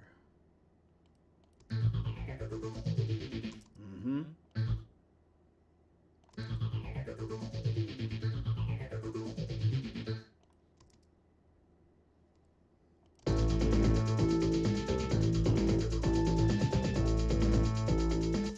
See, it just adds just a little bit.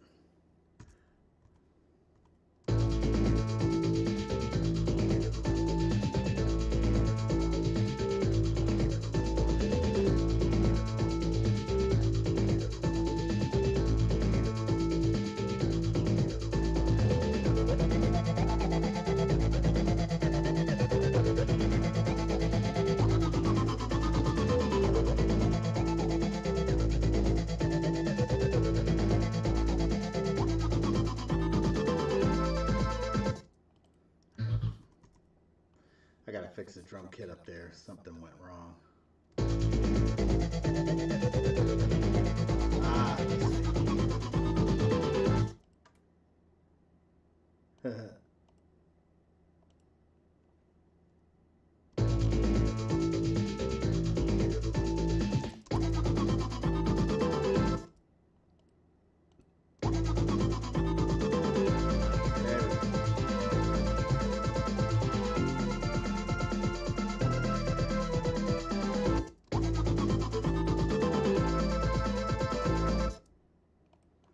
What do you guys think so far? Glad to catch stream. Hope you're doing good, man. Marcus, thank you. I'm doing better. It was a little dicey a couple weeks ago, but you know, I have good days and bad days. So part of the reason why I'm staying up overnight tonight is because I got to get some procedures done in the morning, and I have to stay awake the entire time. So.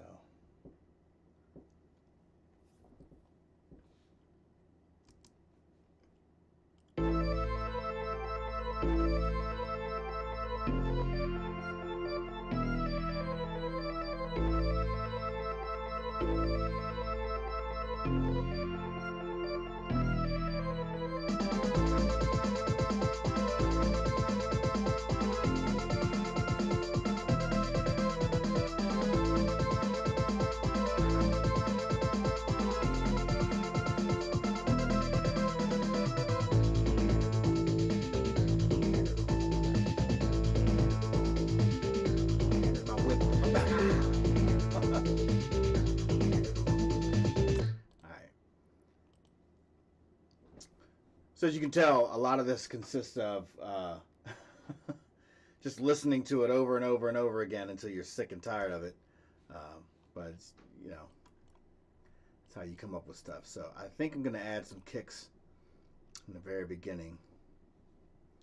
So I'm going to go back and I'm just going to clip this out.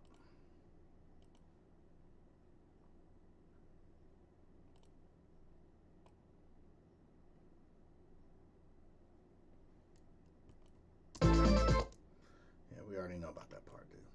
Let's see. All right. Let's see.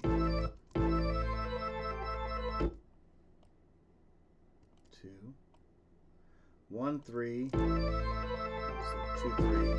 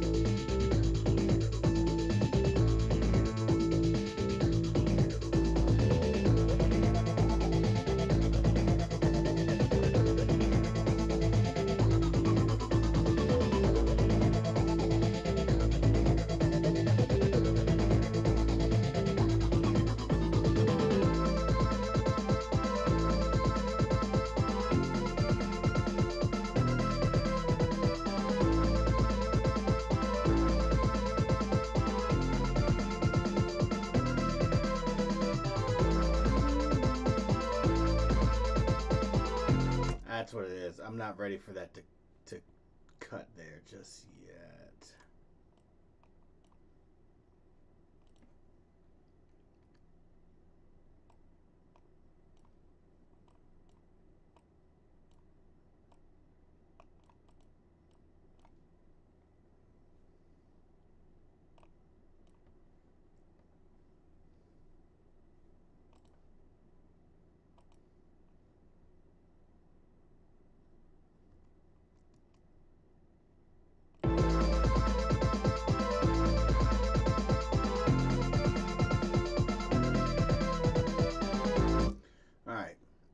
So I'm going to go ahead and start doing a basic mix of this.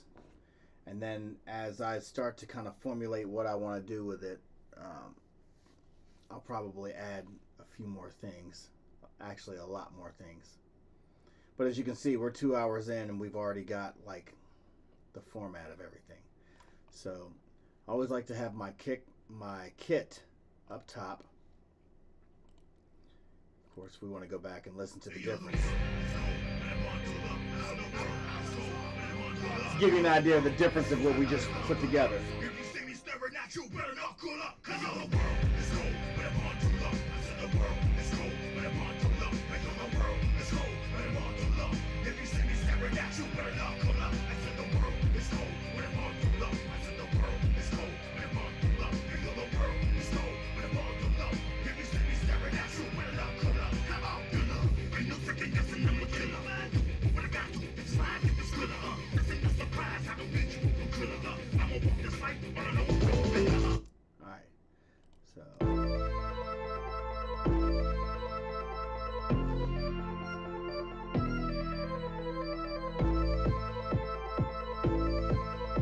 Probably add some like a dive bomb effect or something like that.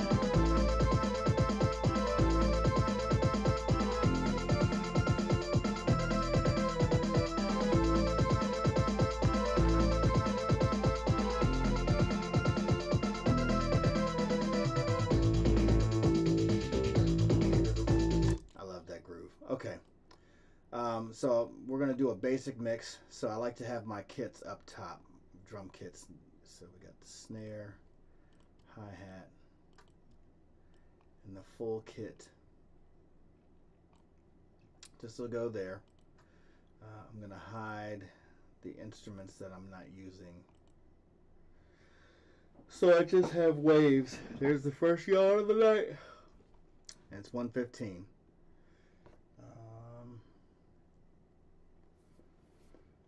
So when I mix, I try to go into different buses. The kit will go in one bus. The bass will go in the mix bus. Synthesizers will go in its own bus. Let's see. I'm going to set these up and then I'll probably take a little breather. I'm going to add, I'm going to close out this window so you guys can see.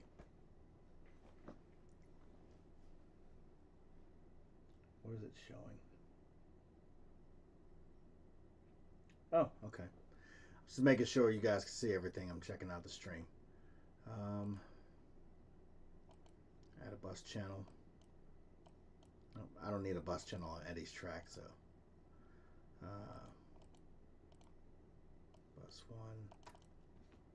Bus 1 is going to be the kit. So the kick goes there.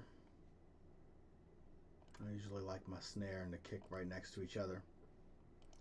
Kit, hi-hat, kit. I'll show you what I do with the actual kit. So, of course, I've got the kick and snare here. And the hi-hat here. But then I actually have it to where I have them all on one. So I'll do some wild compression. Some people call it New York compression.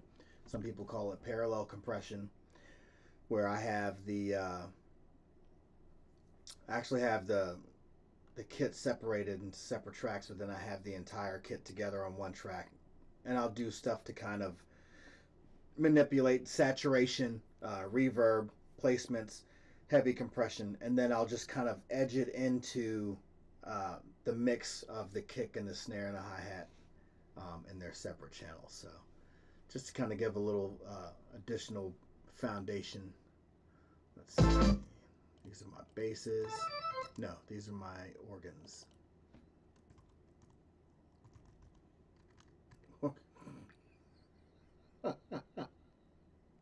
I'm not even going to say what I typed there because I hit the wrong. Organ 1, organ 2. Eesh. Alright, these are my basses. And we talked about the frequency placement on the basses. Bass 2.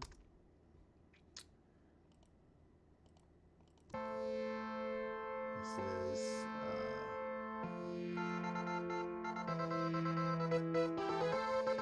so this is just a basic synth. So this is going to be lead 1. This is going to be lead 2. I'll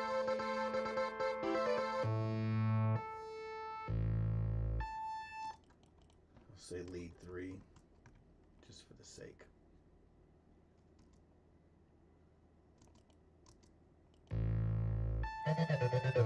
We'll say synth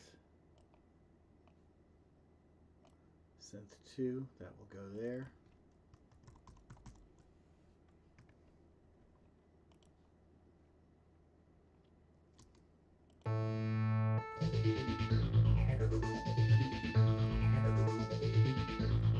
This will be rhythm.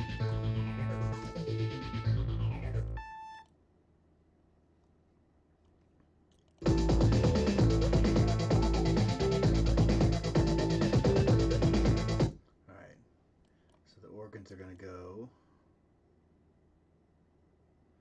to another bus. So that's going to be my synth bus. So this is going to be fairly simple.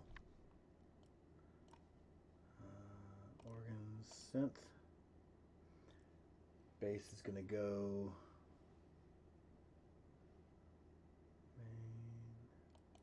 Bass is going to go to the mix bus. I always run the bass into the mix bus because everything is going to go into the mix bus. So I want this to be prominent and full, so I will run the kit into the mix, synth into the mix, and my bass is already there. The mix will go to the main. That's the chain. Some people like to do, some people will tell you, hey, don't apply your effects here. Do top-down mixing, which means apply your effects to the mix bus and then go back and tweak. I don't do any of that.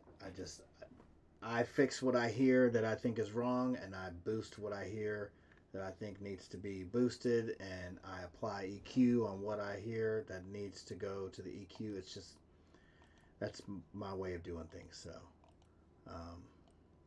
not saying it's better. Everybody has a different way of doing things. You kind of figure out your own workflow. Synth.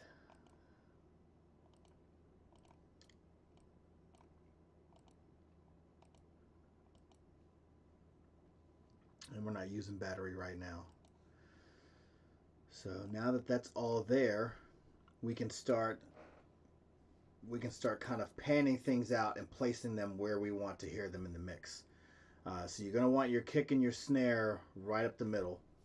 I always have kick and snare up the middle. Sometimes I will take the snare and go off to the right just a tad. I look at things, when I hear a lot of mixes, especially rock mixes, they mix the drums as if you're sitting behind the drum kit actually playing. So you'll hear the ride cymbal on the right hand side, you'll hear the hi-hat on the left hand side, you'll hear the drum fills kind of go from left to right. I think of it in terms of soundstage. So if I'm watching a show and the drummer's in front of me, the snare is going to be sometimes in the middle, sometimes just slightly off to the right or left, depending on how they sit. But your ride cymbal you're going to hear on the left side, your hi-hat you're going to hear on the right side. And then you have your snares and things like that. But the drum fills will actually come from the left, from the right to the left. So that's just kind of how I do things. Sometimes I'll do it traditional, sometimes I'll do it, I guess that's the funky grip, if there's ever such a thing. But yes, Persona Studio One. Yeah, Personas is the company that makes Studio One.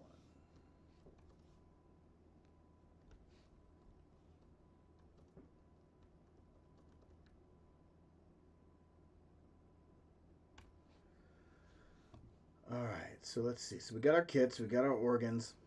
The hi-hat, I'll usually push off a little bit further, like maybe like R10. The kit, depending on what I want to do with the full kit. So let's say, for instance, I want to use reverb on this kit, and I don't want to add a bunch of reverb to the main hits themselves. If I want to do like a big room kit, I'll throw it on here. I'll throw on like a saturator like Saturn. You can do a little bit of everything. You can do like distortion. So you can have your normal kit, but then you can have something that sounds kind of industrial, just kind of undergirding it to give it some more foundation. So if I'm doing this by itself.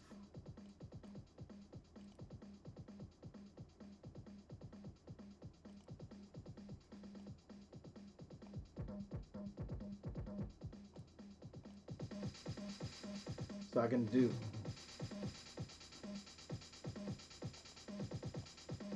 if I want to throw a reverb on it,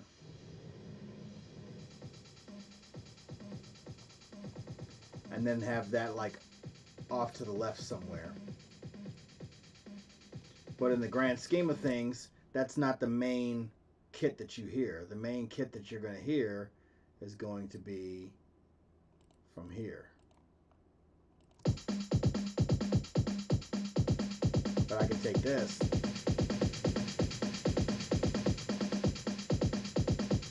and just kind of put it in there to give it a little bit of extra space. Alright, so our synths that I'm looking at first are going to be the organs themselves. So this is going to be your main, this is your main riff. Or not the main riff, but it's the it's one of the main melodies in the song. So what I like to do is kind of, I'll spread them out just a little bit, left and right. Let's see, I'll do like 22 and 22. And then what I'll do is the main melody of the song goes right up the middle. So if I have 22 and 22 here, then my leads, I'll bring my leads up here so we can have them right next to each other. My leads will be right at 10 and 10.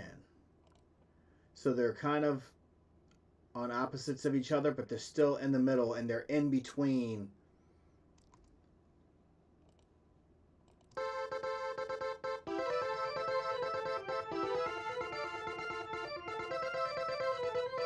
So in the grand scheme of soundstage, if you have headphones on and you close your eyes, you'll hear the main,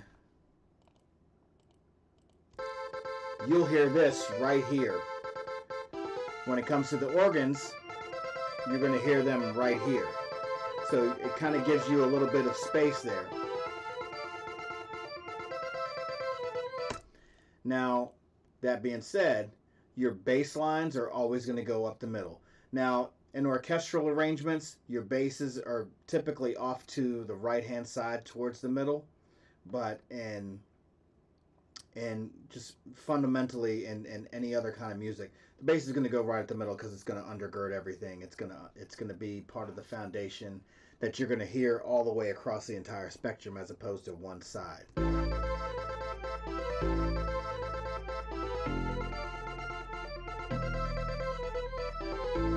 So let's review. So we've got our bass lines right up the middle. I don't even do anything with them.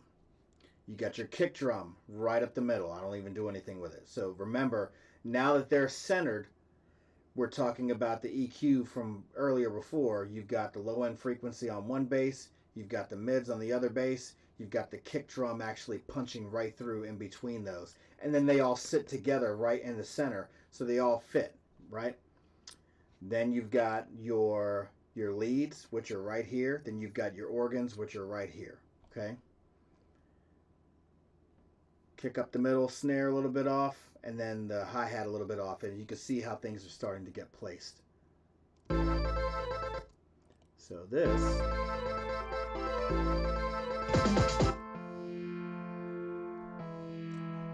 is something that you can actually pull to the left and the right also. So I only have one of these, so what I'm going to do is I'll probably, let me take a look real quick and see what we have here that I can add on to this. I'm going to go into the Nintendo side, and let's see.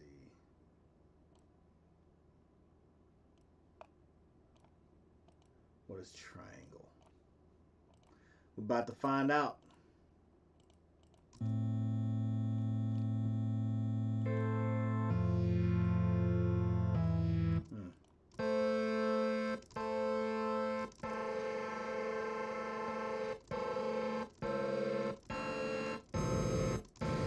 Eek.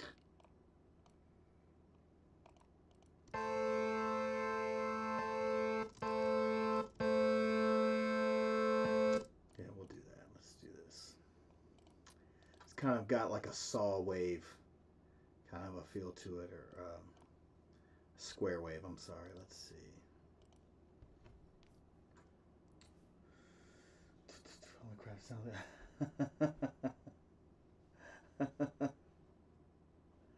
Thanks, guys. Let's see. I'll back this out.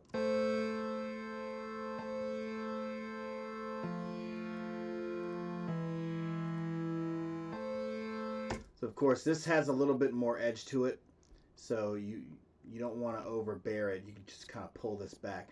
But again, in the grand scheme of where it sits in the mix, when I mix guitars, your guitars are going to be hard right and hard left.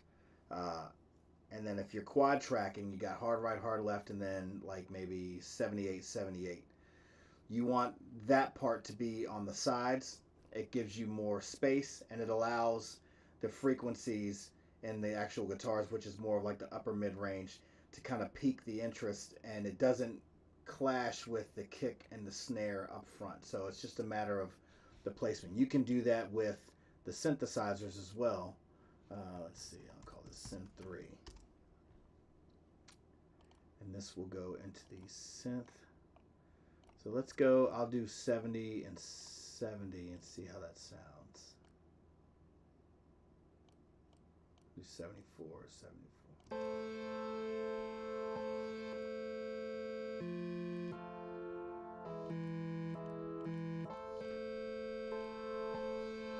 So they kind of complement each other. One's got a little bit more of a buzz on it, and then the other one's a little bit warmer. So again, you're choosing sounds that, as you're layering, they complement each other, and they help to kind of elevate the actual foundation and the color of the song, as opposed to things that have the same frequency build up and then it just becomes super harsh. Let's see. So then we're coming over to, yeah, we'll wait on that. So this is going to be,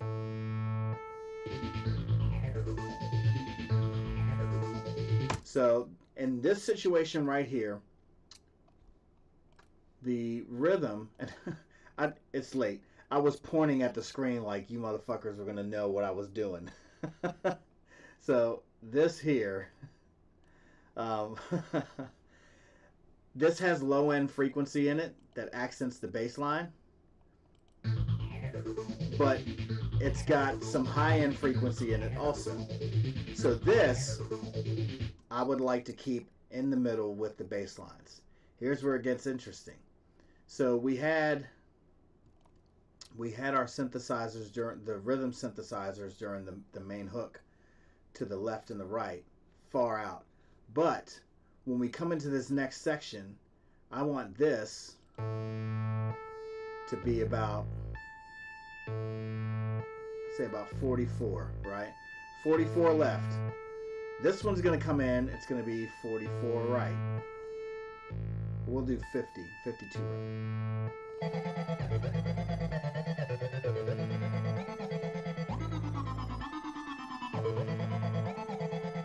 And the wild thing about that one is that the delay, the slapback delay on this actually pings over to the left side. So you're gonna hear it kind of bouncing back and forth, which kind of it tricks the mind a little bit and just kind of adds to the activity that your brain is, the information your brain is receiving. All right, so let's review. All right, kick drum up the middle, snare 4, R4, just off to the right, hi-hat R10. So we got snare, or we got kick, snare, hi-hat. The organs 22, 22. The leads 10 and 10. The bass lines right up the middle, right along with the kick. Synth 1 and synth 3, 74, 74. So they're out here. Second section, lead 3 is going to be L44. Synth 2 is going to be R44. I'm sorry, yeah, that's what I meant. R44. Let's go this way. And then the actual rhythm for that second section is supposed to be, yeah, there we go, right up the middle. So we're doing 44, 50, 52, and then the rhythm is right up the middle again. All right, so we haven't really set levels, but we've set our panning. So that's what our sound stage is going to be like when we're listening to it. So let's go back and play this from the beginning.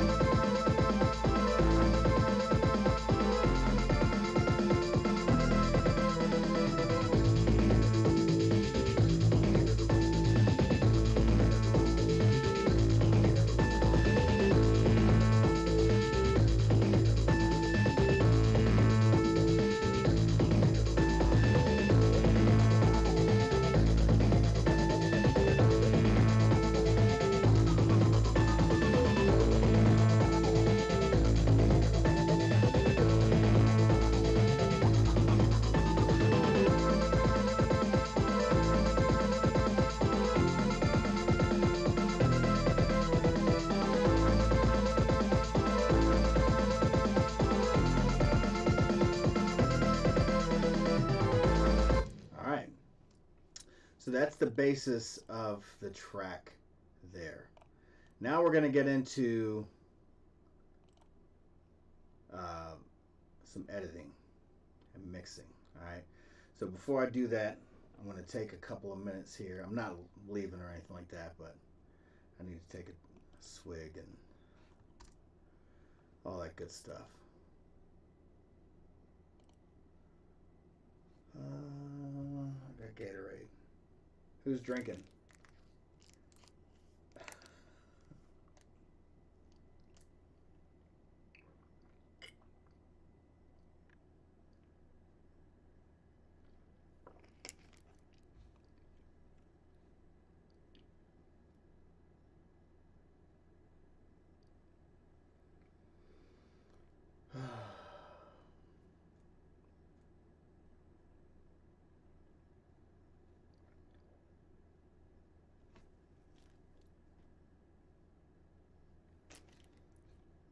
Y'all ain't fell asleep yet?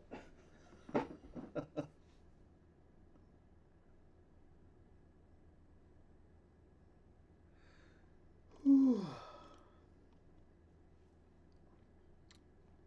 All right.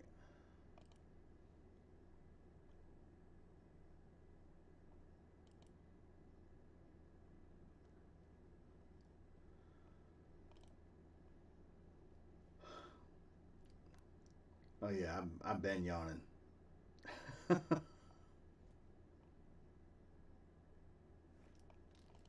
I'm sorry if I just dropped into the Twitch chat. Um,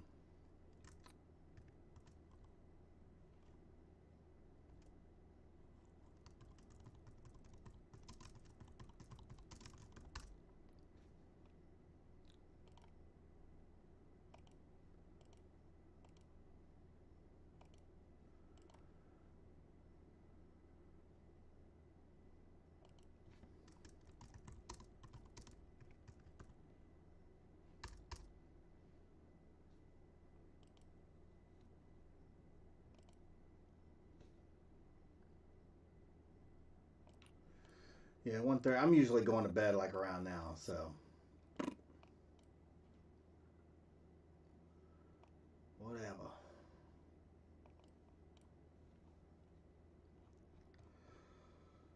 Whew. All right. So now that I had a second to clear my head. Typically what I'll do is when I get to this point, I'll get up and I'll walk away for a minute. I'll go take the dogs out. I'll go downstairs, see what Mrs. Ruckus is doing, and just kind of clear my head for a minute, let my ears rest. But it's normally I'll have headphones on, so, and I have a bad habit of playing my headphones way too loud.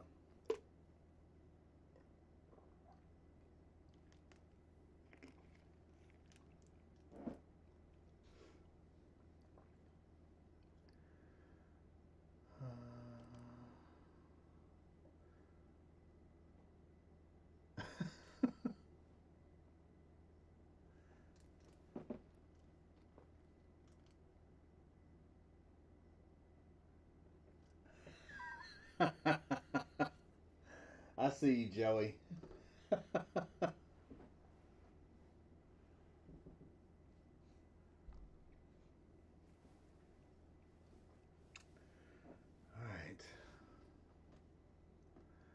Where am I at?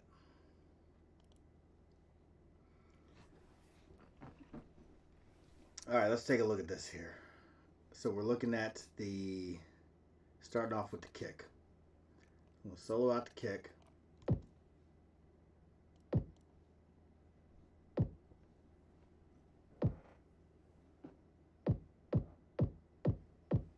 Oh, I was like, where the hell did my headphones go? So a lot of times I'll have to put my headphones on just to kind of hear a little bit closer. People say that you shouldn't mix with headphones, but actually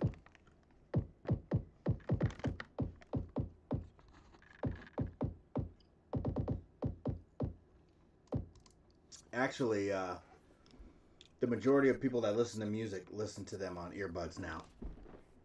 So more so than a car stereo. People don't have home stereos anymore, really. I mean, they're kind of obsolete at this point. Everybody's got earbuds. So it's important to listen in headphones, because that's the majority of what people are going to be, how they're going to be consuming your music. Cell phones too, which is, it drives me crazy because, you know, there's just certain frequencies you're not going to hear on a cell phone. You're not, you know, a lot of times songs are meant for big booming arenas. Put on somebody's cell phone, it doesn't sound like anything. So let's see.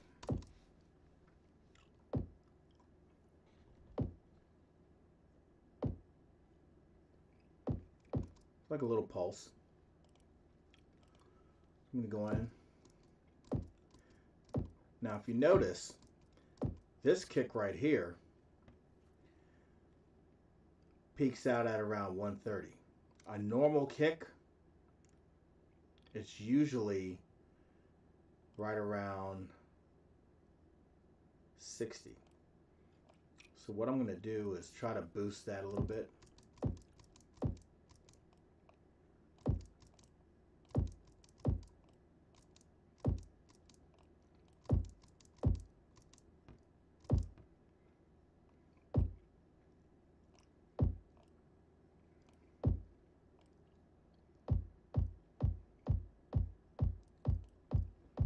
So I pulled some of that mid-range out so we can kind of focus on here. I like it. I can always go back and add another kit to beef it up too, which is probably what I'll end up doing.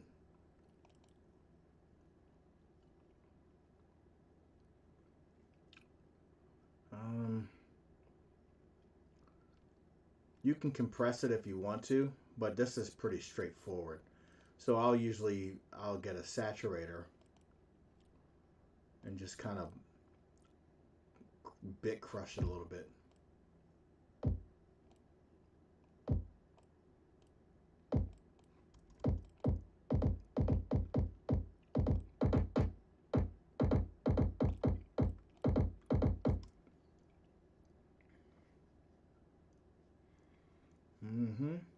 Yep, if you don't take a second to let your ears rest, everything starts to sound the same. Exactly. There's been times where I've run the gauntlet, being here like 10, 12 hours. Then I come back the next day and I was like, what the hell was I thinking? Like, what the hell is this? So yeah, it's just, ear fatigue is a real thing. So.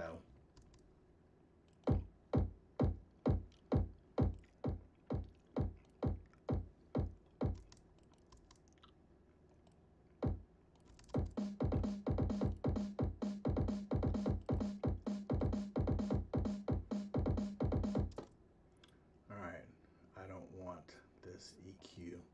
Use a different EQ for this one.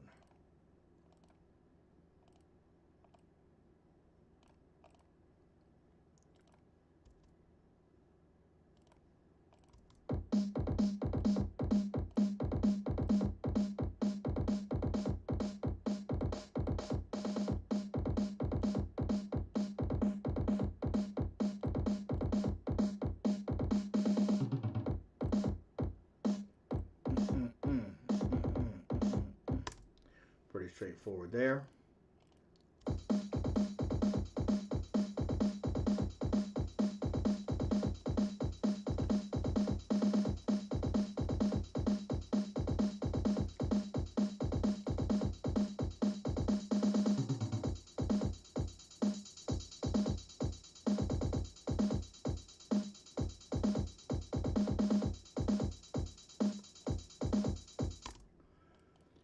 I try to eliminate frequencies that aren't being used in certain things, like with the hi-hat. there's no need to have any low end frequency on a hi-hat. It doesn't make any sense. I knocked this earlier. Let me see if I can fix it. There. That helps. All right.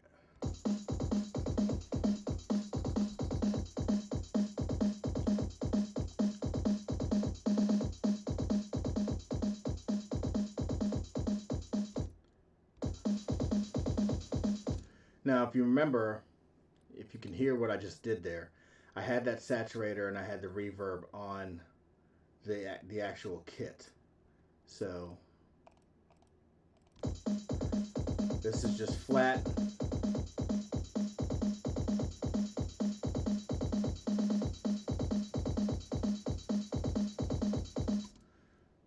This one just gives it a little bit of body.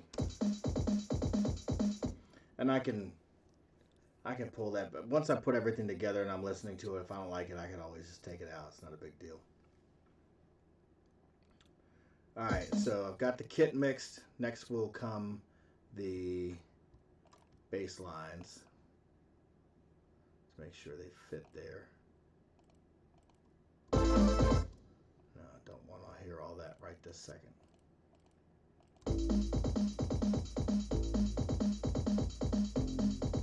Yep.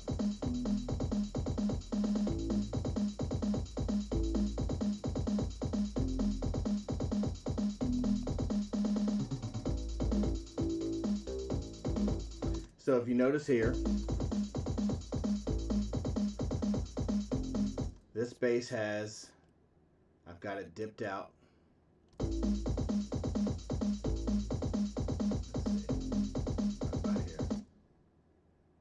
This bass.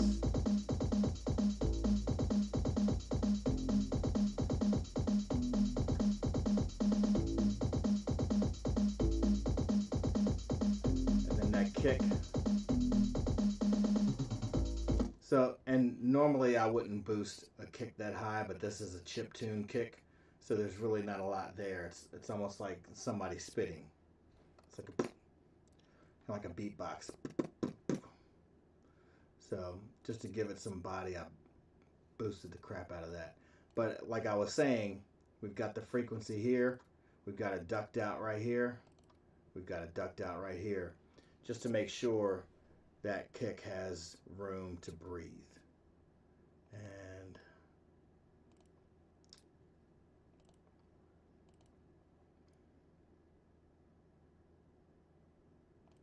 put a little bit of a saturator on this one.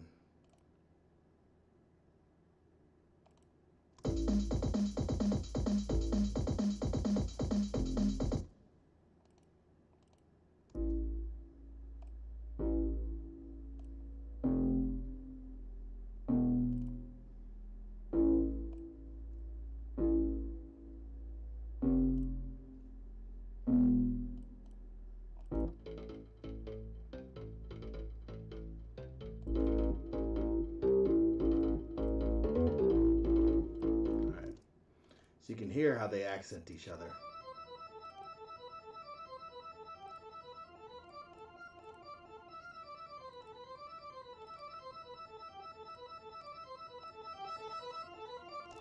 And what I'll do is, especially on synthesizers, I try to put a little bit of saturation on them, just to kind of warm them. It's like warming them up a little bit.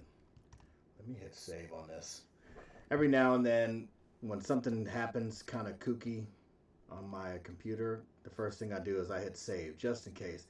I've got automatic save on this, and every now and then, you know, it's supposed to save it like every 2 minutes, but you'd be surprised, man. Sometimes just weird stuff happens.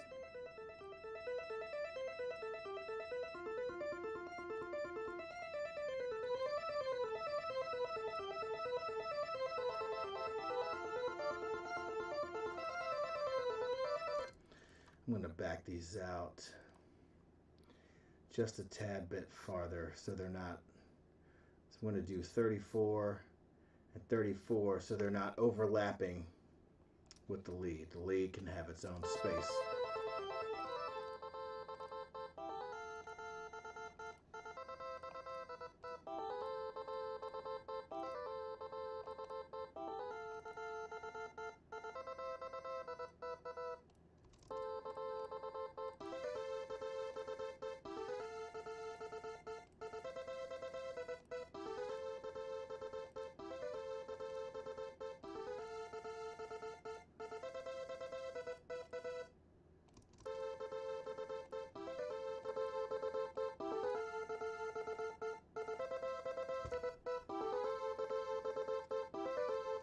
And these are all just basic. It's just basic EQ stuff. You don't really have to go super intricate into effects when you're dealing with chiptune stuff. A lot of it's cut and dry.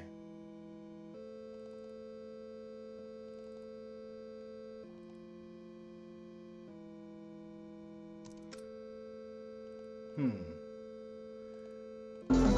wonder what that would sound like with a little bit of chorus on it. So I'm going to drop a vocal synth.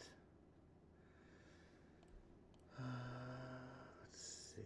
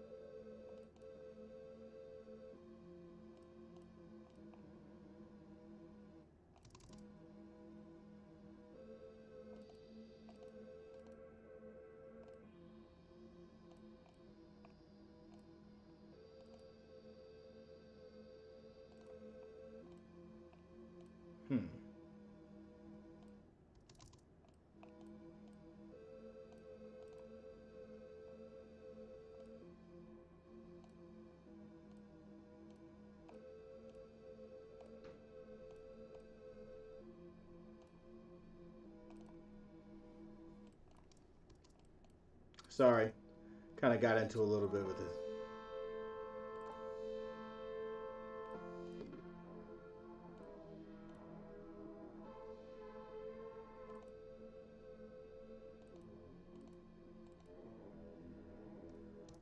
Nope, don't need that there.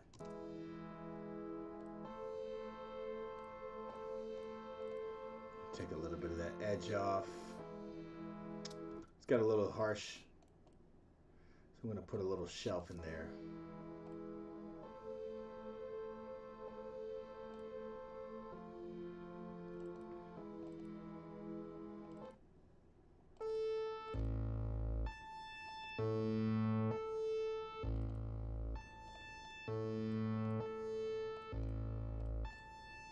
Put a little delay on that.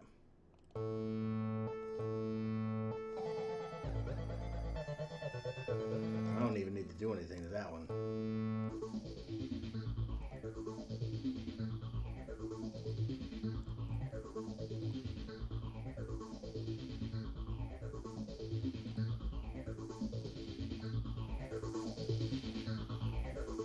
So I took the harshness off of these and added it over here, so it has some variety and some variation.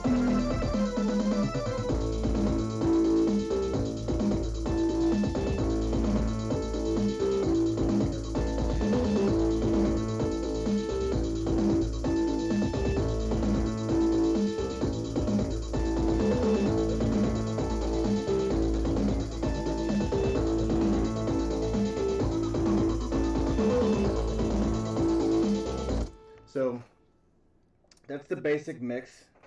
How much did Eddie have input on the OG theme? Yeah, he and I talked about it together, and he was really big on the DMX feel to it, and I kind of incorporated the Castlevania aspect to it, just because I know that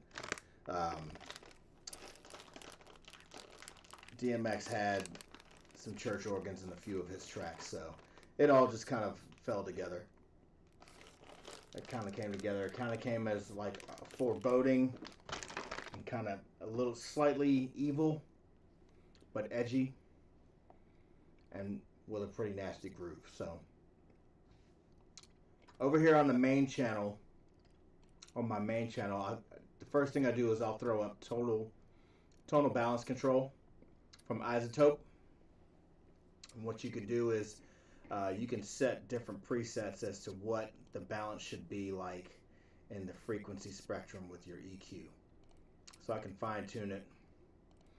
And this is a good way when you don't have speakers to mix with and you're mixing specifically from your headphones.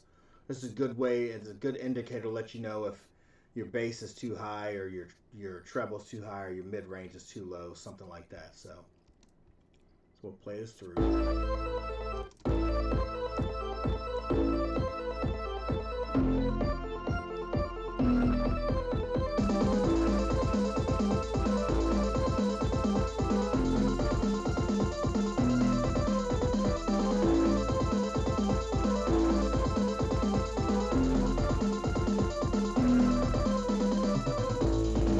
So as you can see, frequency spectrum, I'm a little low on the bass.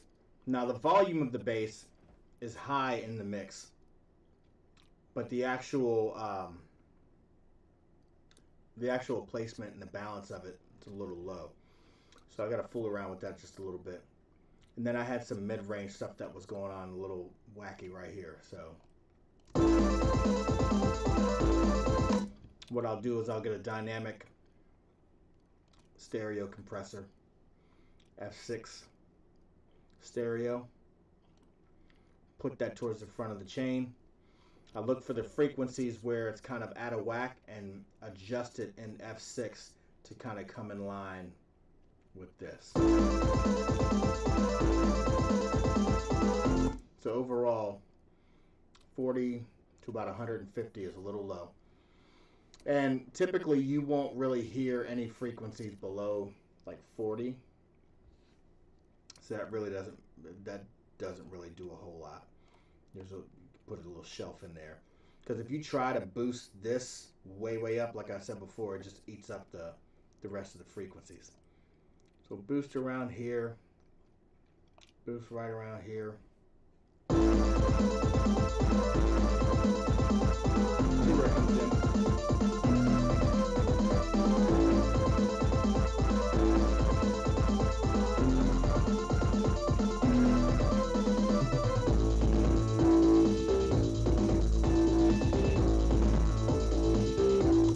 And obviously, because there's different parts to the song, they're going to do different things. So right around 6K is a little high.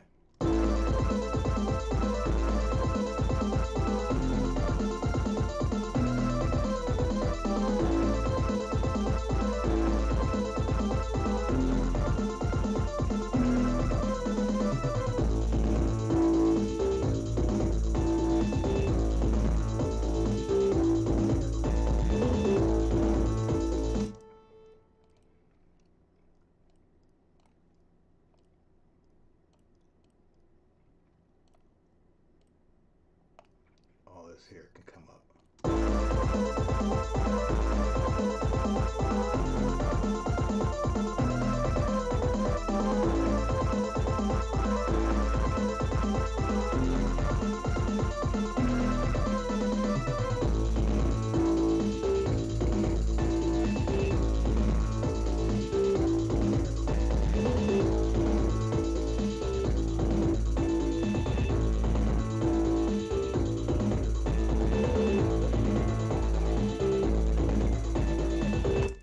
So I got it kind of where I want it to be. So then I can go in with a mastering suite and do a little more damage there.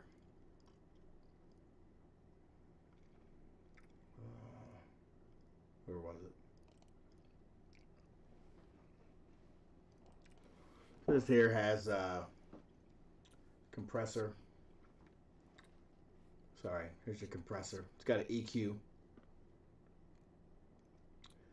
It's got a, it's kind of like an old school EQ. This is more of like a dynamic EQ. Then you've got your compressor and your high pass, low pass filter. Then your spreader. The spreader actually helps you give more width to the song. So you're not listening to everything right up here. You actually hear it spaced out like you're supposed to. So depending on what I'm working with, Sometimes I don't use a whole lot of this unless it's like authentic drums. You've got guitars where you've got a lot of saturation going on, or you're using actual amplifiers. That helps with this. But I mean, you can hear the difference just in clicking this right here in the mix.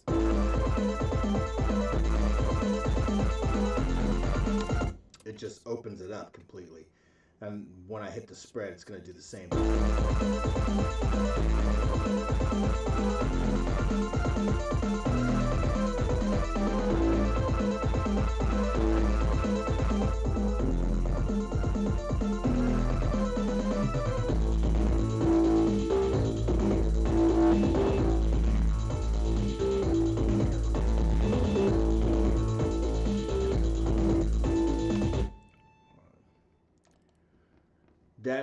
That plugin does create a little bit of latency, so I would always say just kind of be careful and be mindful of that. And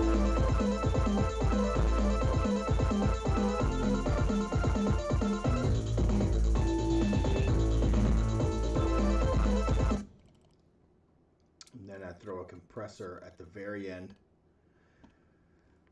Let's see. Turn everything up. Tack on 30. Makeup gain. And what I want to do is I want this to sit right around here on the 4. Alright,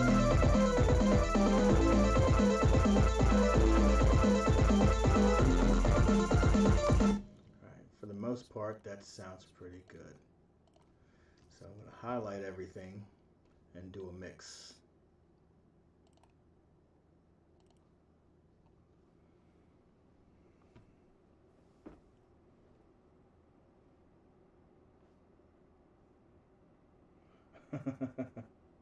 Bass should always be high. Yeah, you're right.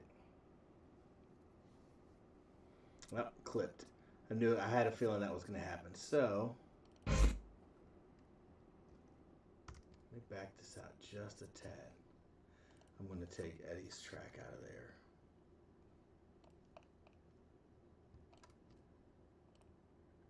My overall volume down just a tad.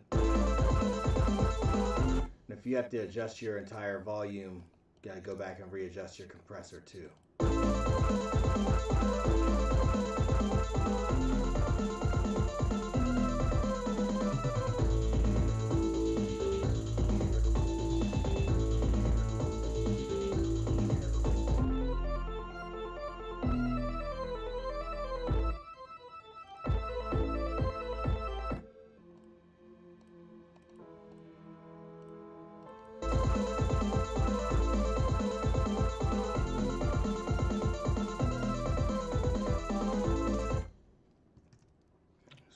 Again, and the vibe we get, I mean, it sounds like it belongs in a Castlevania video game. So let's see.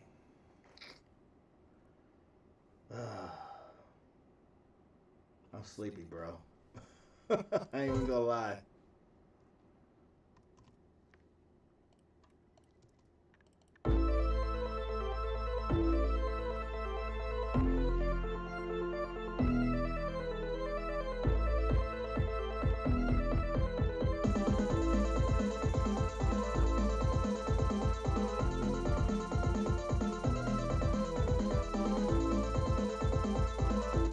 So that's going to be my first mix. Let's see. Export.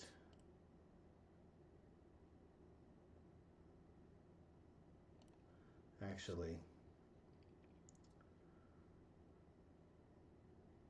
I'm going to do this real quick.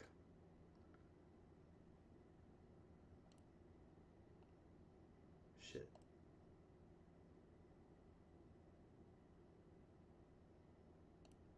Sorry, I'm here. I just I'm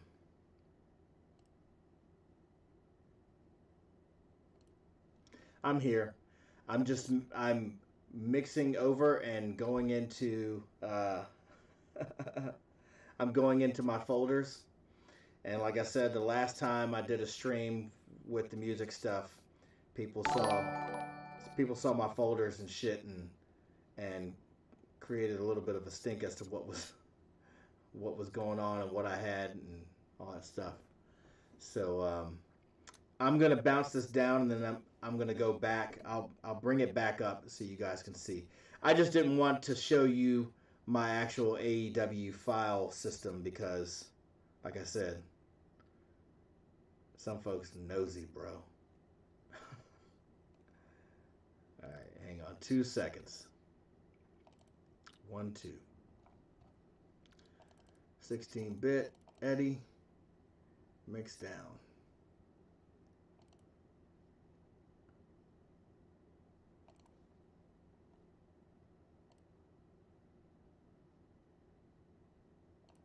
All right, we're back.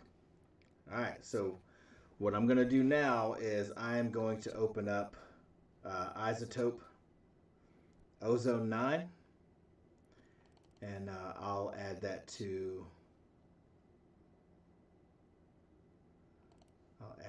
the window capture. Let's see.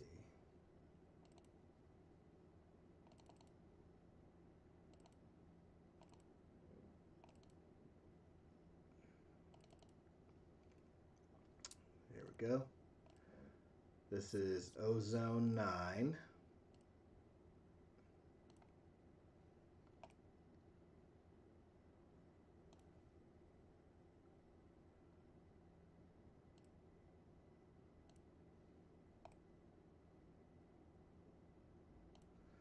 What I'm going to do is I'm going to take, damn it, I got to do it again because I got to go searching.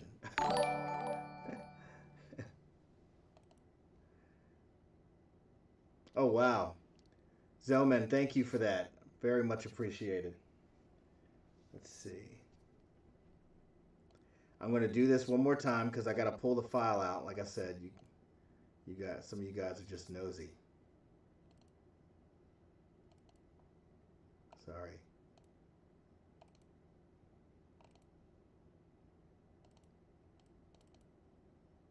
Oh, not that picture. Let's do this picture.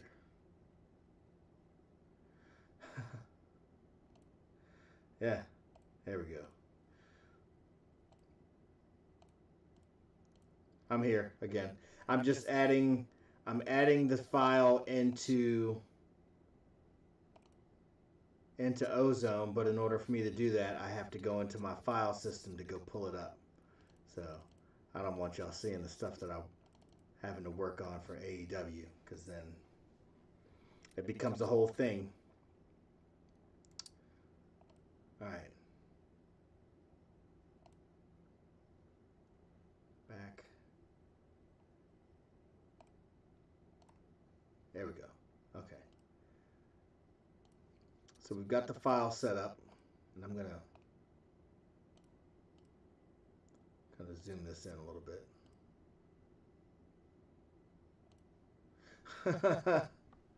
No. No secrets. All right. Let's see.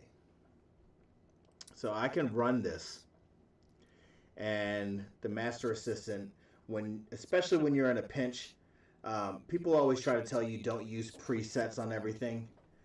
Absolutely use presets on things, because it gives you an option and it gives you a starting point, as opposed to just kind of randomly turning knobs and things like that. You know, this helps a great deal. So let's start with this. I'm going to play this and kind of I'm going to boost it, basically.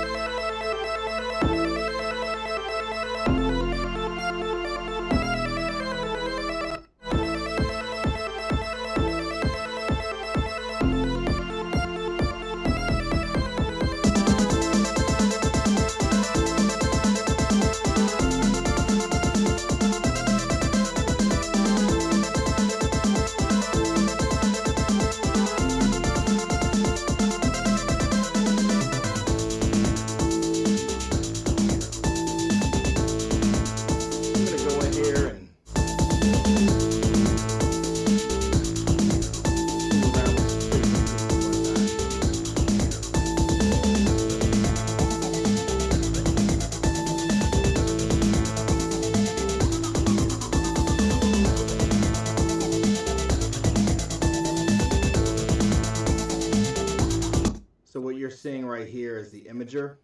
When we had our spacing with our instruments, you'll see this play out here.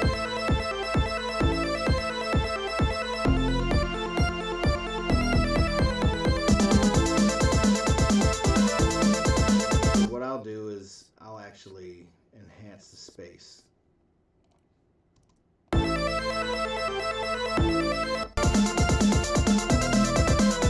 Kind of give it one more push.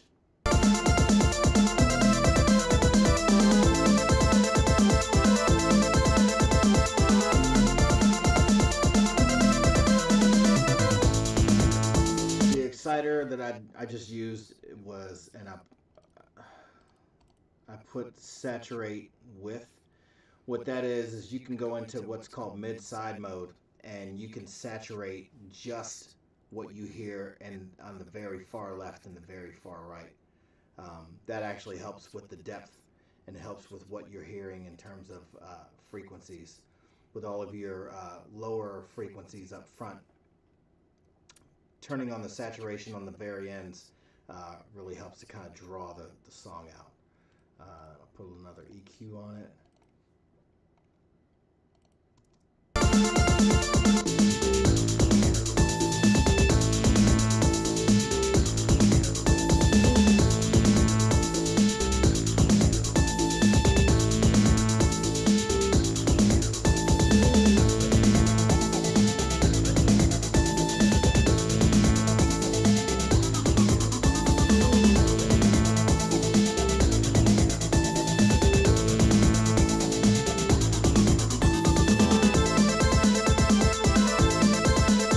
That's pretty much it. And then I can export this.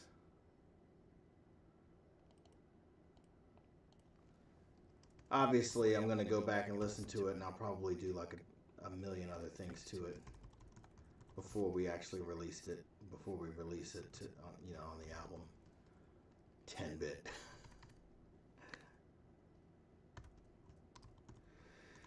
Ah, 16-bit V1.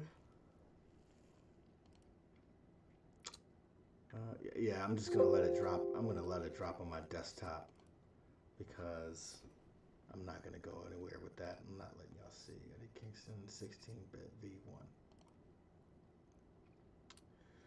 Then I export it, and that's pretty much that.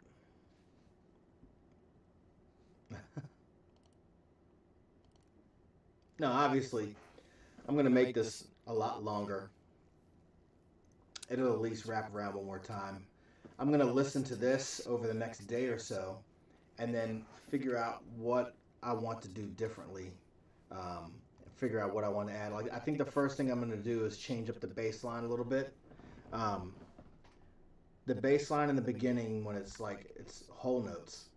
But when the song kicks in, the bass should be kicking in also, as opposed to waiting until that section. So that's already something that's on my mind to do. No yawning, I can't help it. Can't help it. So, do you guys have any questions about this? I mean, this is pretty much, I'm going to be doing this like 15, 20 more times with the entire album. So, you'll kind of see, this is like, I don't know if I'm going to stream it again, but it kind of gives you an idea of what we're dealing with here.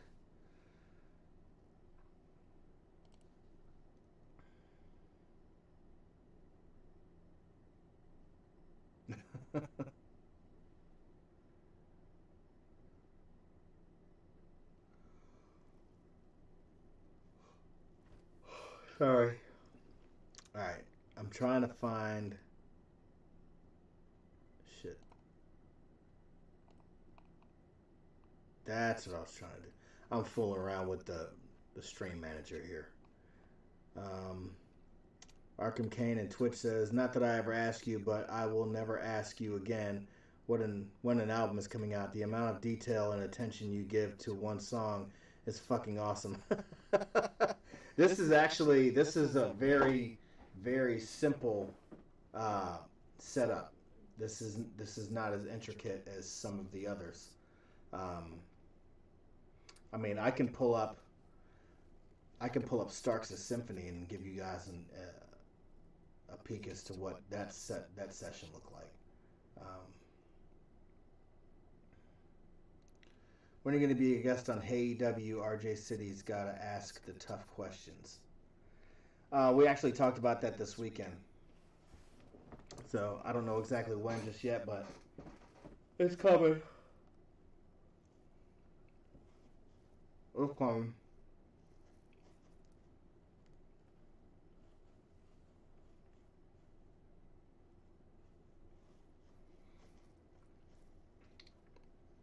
Yeah, Studio One is a complete godsend. Like, I can't even begin to tell you the sheer terror when I opened up Pro Tools in the learning curve, and I was just like, what the hell did I get myself into? I hated it. But I ended up getting Pro Tools and Studio One at the same time, and Ableton. I don't really mess around with Ableton a whole lot. But Studio One just ended up being such, it was so user friendly, and it was intuitive compared to what I was using before that. I was using Adobe Audition before that. I am eating, well, I just finished it. It was a strawberry cheese Danish. Ha.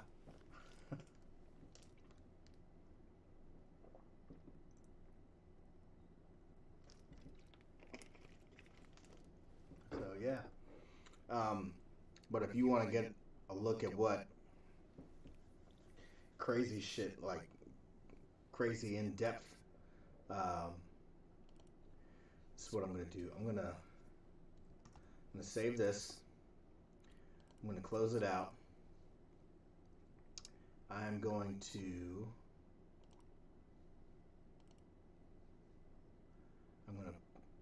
take my photo thing and push it up to the top here again. See, I got an Elgato Stream Deck, and it's on my other computer. So I'm having to do this by hand. So I'm going to close this out.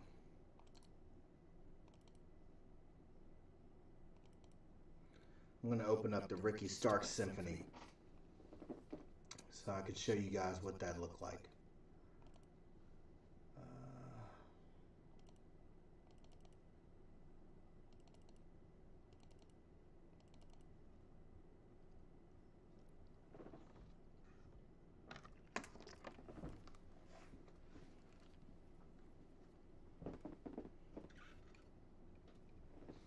It's going to take a minute.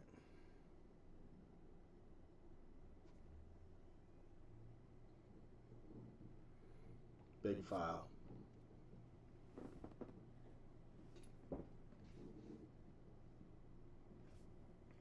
And it's still not the biggest. I think the Dynamite Symphony had like 150. Maybe it was 175.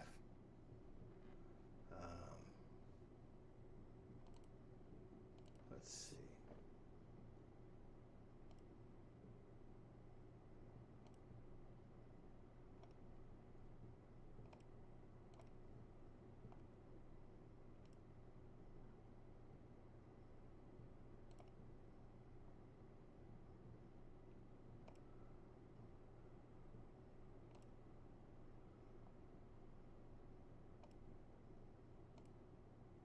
Whoops. There.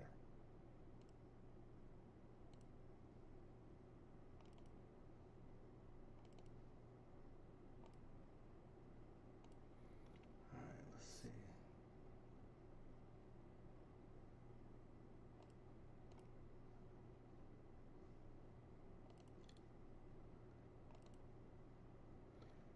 All right, the Stark Symphony had 61 tracks to it. I'm going to go in here. stuff.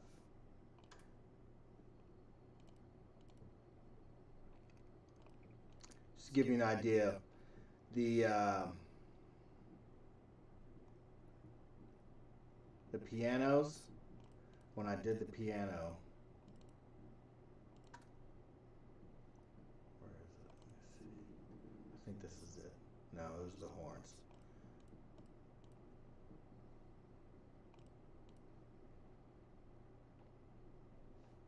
So I had a horn section.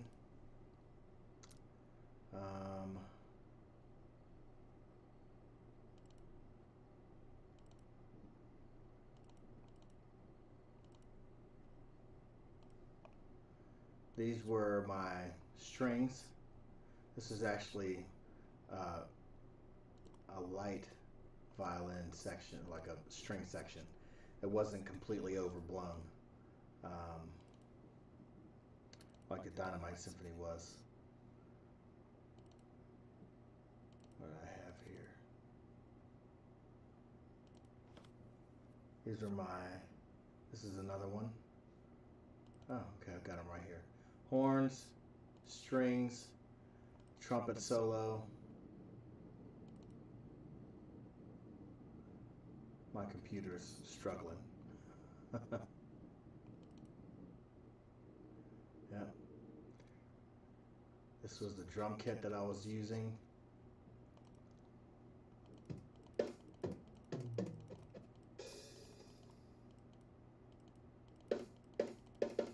Tony Royster's kit from Mixwave. Alicia Keys piano. Let's see. This was the jazz kit that I used for the first or the second section of the song. But everything that I did was all with just the mouse, point click, that kind of stuff. So these pianos that you hear,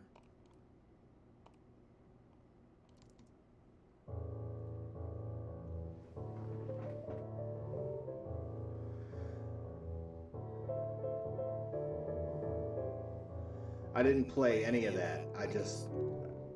I heard it the way I heard it, and then I just kind of painted it in.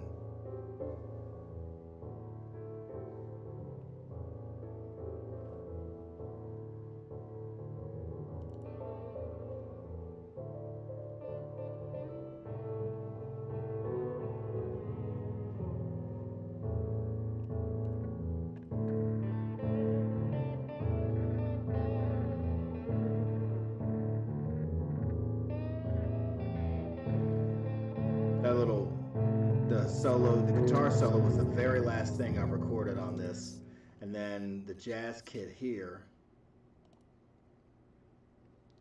Let's see.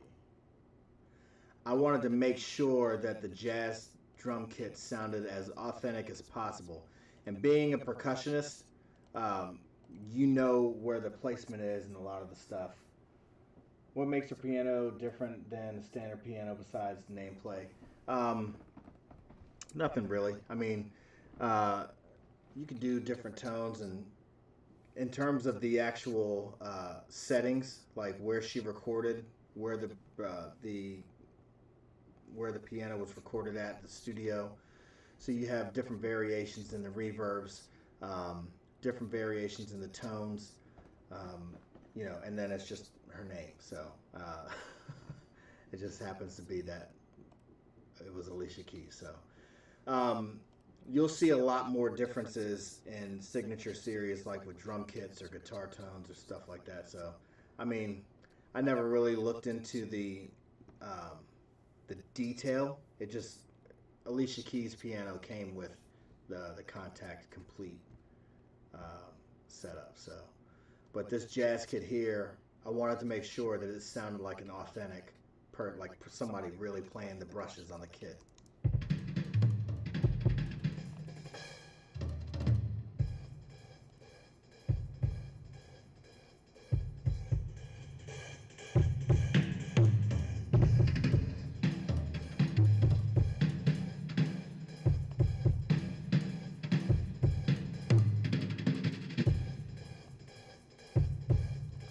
was literally just, you know, just a groove.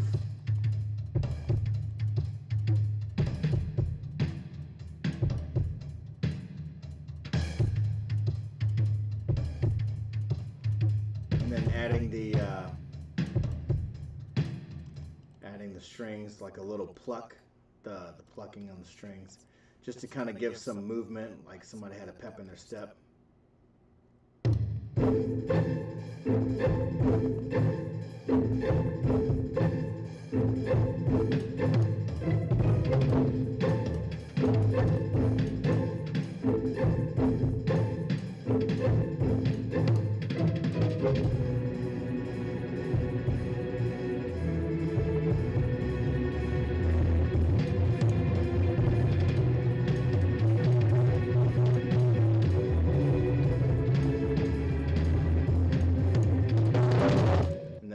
The bass line, I learned very early in high school jazz about the walking bass line.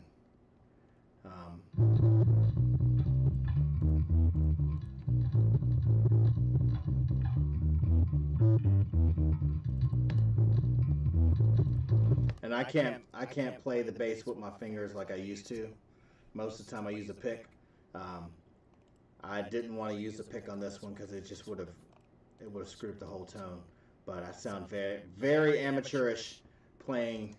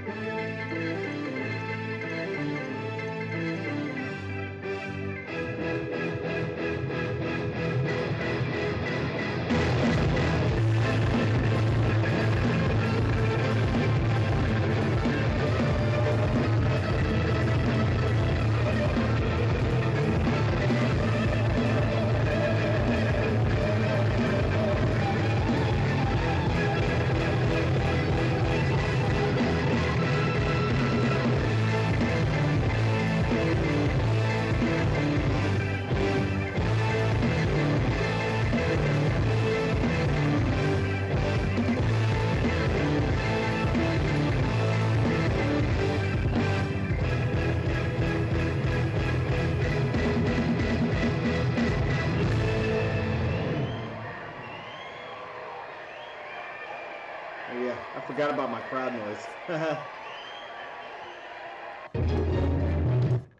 And I had like city traffic when he was walking the street in the song.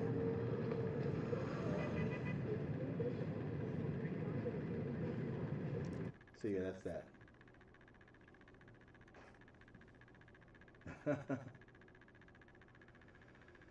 All right. I don't know, man. I'm sleepy. What do y'all think? Maybe I'll play a game of Fortnite or something.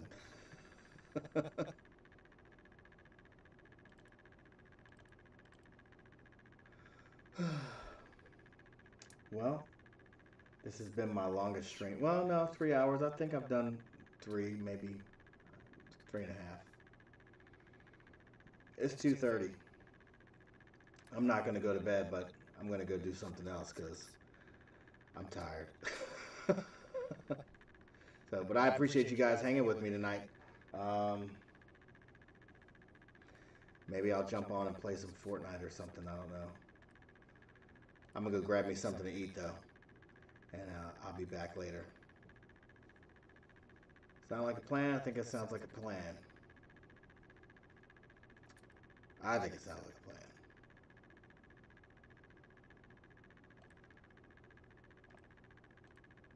Anyway, appreciate you guys. I haven't really, it's really tough to keep up with both of these, but anyway. Thanks. I will catch you guys soon. I'll let everybody know how the test went tomorrow, too. I think I'll be all right. Come back home and take a nap, and it'll all be good. I'm going to go eat something. All right? All right. Where am I? All right.